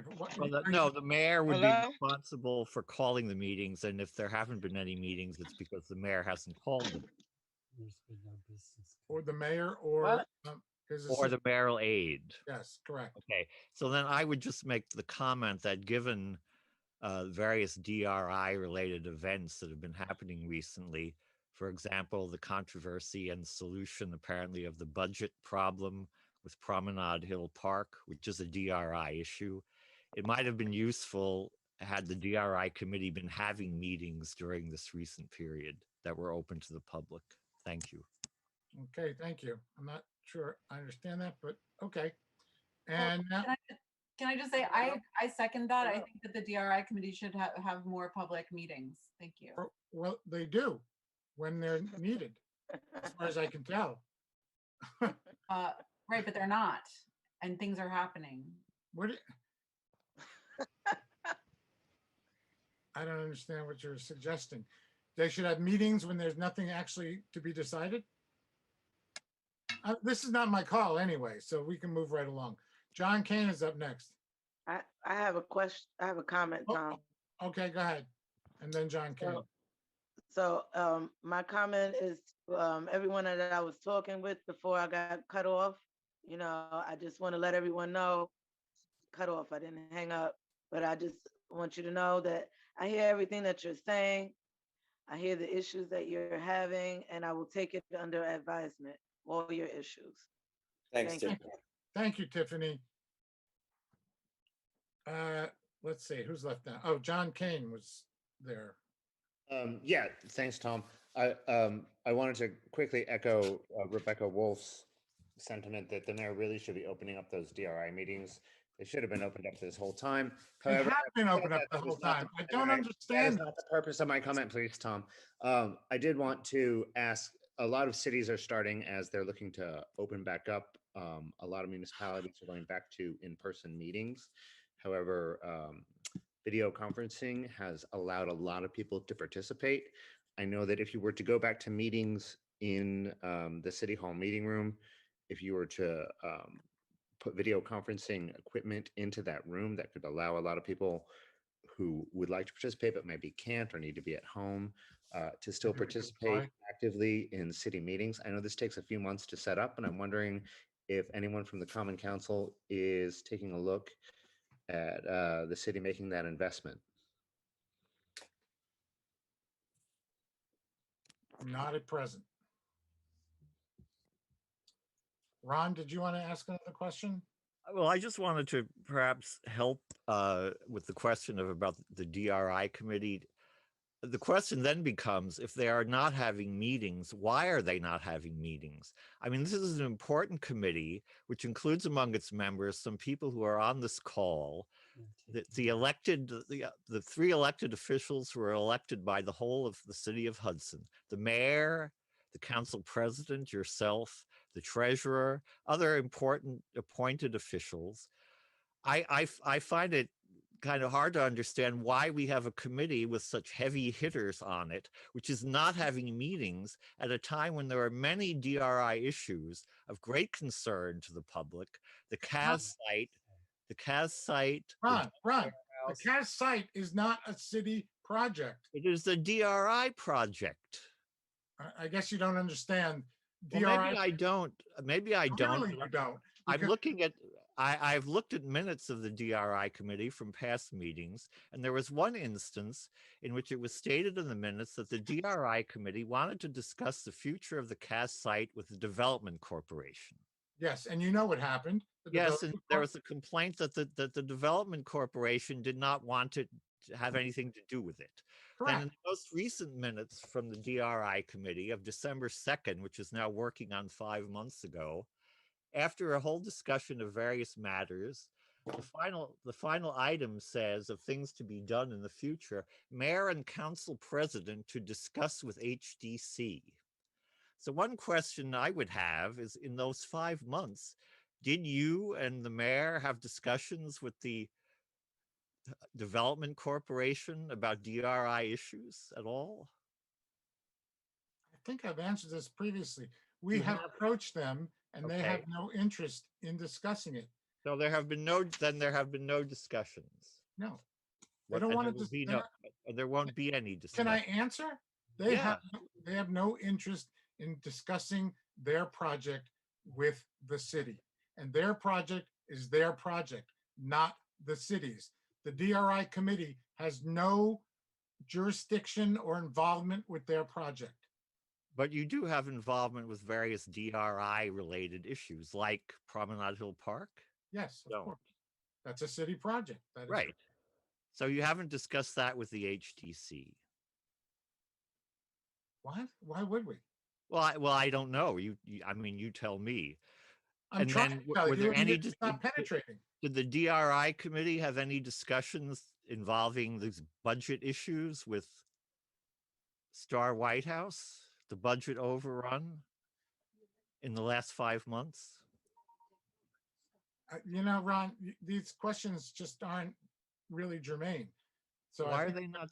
There was a big controversy about the project going over budget. Did the DRI committee have any involvement with discussions of the budget and the budget overrun during the last 5 months? No. Okay. And then we have no prospect of any future meetings of the DRI committee. I didn't say that. Well, the mayor will decide. The mayor, right. The mayor's office will decide. Meaning the mayor and the mayoral aide. That's correct. Next question. The youth department has a question. Claire had her hand up first. What's that? Claire had her hand up first, I think. Okay. Claire Cousin, please. Hello. I just wanted to make a comment. I know many of the older people have heard from me. I just want to echo my sentiments as far as the Galvin pilot. I think that it's important for you all to understand that your concerns are not falling on deaf ears, but as elected representatives, we have an expectation of you. Displacement is an ugly thing, and it's an issue that a lot of us have been fighting for on the other side of town for decades. The problem is, what are you proposing, and how are you helping to give an alternative to what Galvin is offering the community? It's not a perfect pilot by any means, but how are you combating affordable housing besides directly contacting people who have been displaced? How are you being proactive to the crisis of losing housing? What are you doing in your position to make sure that your constituents aren't facing these problems? That's where our frustration is coming from. And I'm coming to you off the ground as one of your constituents in the first ward that lives with other subsidized residents. If we were to get displaced from the terrace, there is absolutely nowhere else for us to go, not just in the first ward, throughout the city. I'm asking you, at what point do you give your constituents an alternative? I'm first ward, as first ward alder, I'll just respond. I mean, there's actually a lot of work that's happening in a lot of different areas to combat, both to combat displacement, but also to develop affordable housing and to develop, I'll just explain to you that, or not explain, but just, one of the things that I'm really concerned with right now is making sure that city properties that are potentially available for development for affordable housing actually be packaged together and put into this affordable housing development timeline that we are creating with the anti-displacement grant that I applied for the city, which is potentially going to create an actual practical guide as to how the city can produce all the units of affordable housing that it needs to, hopefully, create stop the displacement effect. Is there a timeline? Is there a tangible result? Claire, we just started meeting. We met April 1st for the first time. No joke. And I'm sorry, you're breaking up.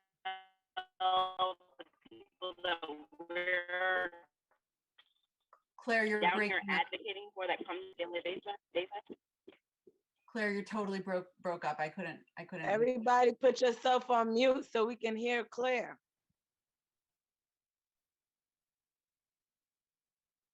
I'm probably losing service at the moment, So let me just, I think what you were asking is what is the timeline of the affordable housing development timeline?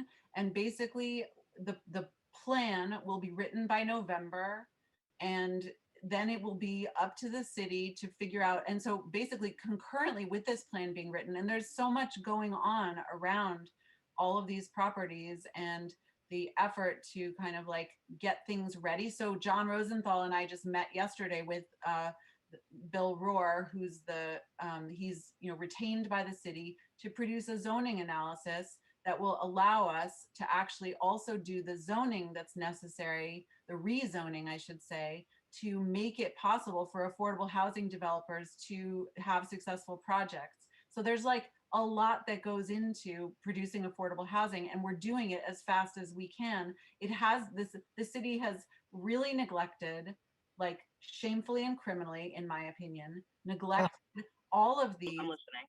Rebecca, do you have somebody that you have that's going to pick up your work since you're not running again in this capacity? Well, that's another thing that's worrying. It's these projects sound amazing, but is there somebody else that we know has affordable housing as a vested interest that's going to continue? Those are the questions that we have to ask. No, totally. But guess what? With the anti-displacement grant that I wrote and we got, and the city and the team, we are hiring a housing justice manager. Okay, so Michael Shemidas is currently interviewing. There were 7 candidates or something like that.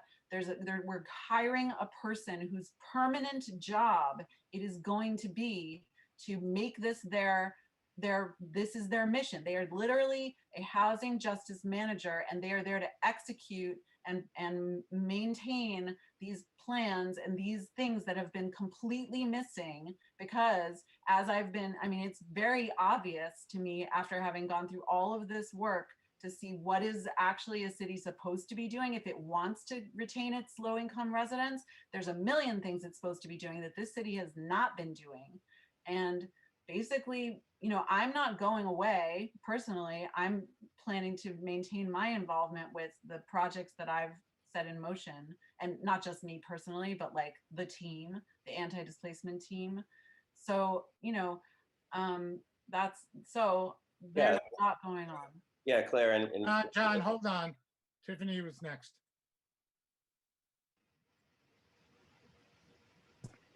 Thank you. I just wanted to say, that I agree with Claire. And from my understanding, what the council is proposing, they're great future ideas. But what Claire is saying, the proposal is here now, and the people cannot wait anymore. The population is decreasing. So Tiffany, how about we demand from this second pilot proposal that's on the table, we demand that they produce more affordable housing in it. If they're asking for a second pilot, why don't we just like balls to the wall, Why should good idea. I mean, why should they be asking for a pilot for market rate housing? There's every reason to give them a pilot for affordable housing. yeah, and to I Claire's, would agree. to Claire's point, and to reinforce what Rebecca was saying, we're working really hard and fast. I know my term will be up in December, but Rebecca and I are trying so fast to get an inclusionary zoning proposal through and passed by the council that will say that anybody that's a new development of any type of housing in the city of Hudson will have to have a portion of it dedicated to affordability. And that's going to be a huge thing, because right now there's a monopoly of one developer. And we want to unlock that door to allow multiple people and multiple parties to develop affordable housing, and to be able to do it in a easier way, because we're going to change city law, which has not encouraged it before. So that's great for the future. and we're working on it now. Hold on a second, Tiffany, I'm talking. So the other issue. You know what? It's just so funny how you guys feel like you can cut people off when you want cut to. people off all the time. I'm talking right now. And thank you. So the point, to Claire's point, about this, what's happening now, we really want, and what Rebecca said, we want Galvin to develop affordable housing. We want them to develop the things that they have now on the books that they could do much faster than a proposal that will take a long time to do, and that they don't work quickly, because I have raised real suspicions about how they operate. So that the transparency about their operation has to be addressed. They have to answer those questions. That's what I'm asking to stay do. in the city of Hudson and actually help the people? Tiffany. John.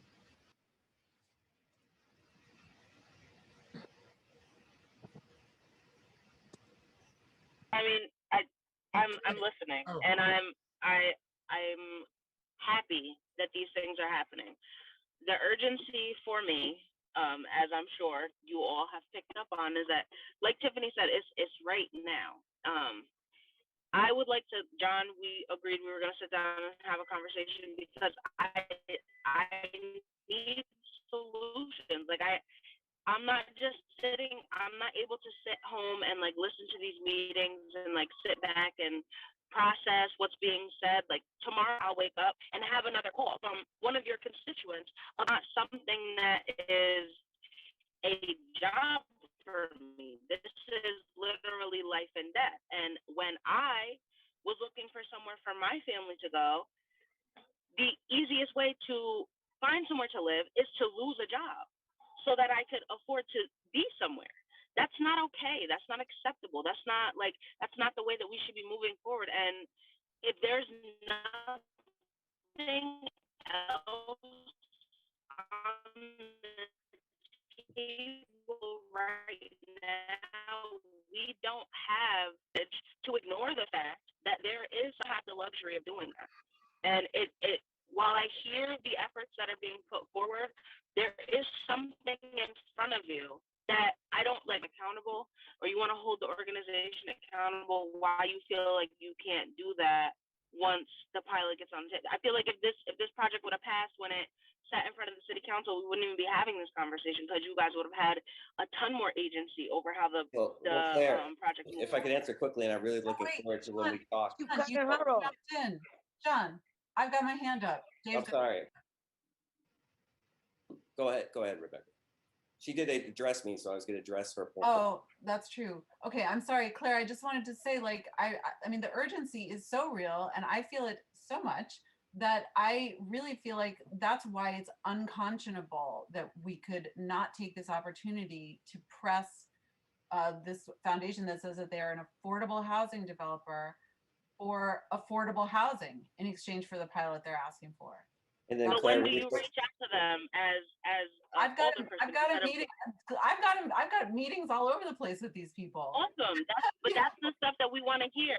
Oh, That's totally. the stuff we want to hear in these meetings, not just your ideas. We want to hear that you're on the ground beating. Oh yes. Oh yes. No, what Getting why do you out think there my talking hair to has people. We don't hear that.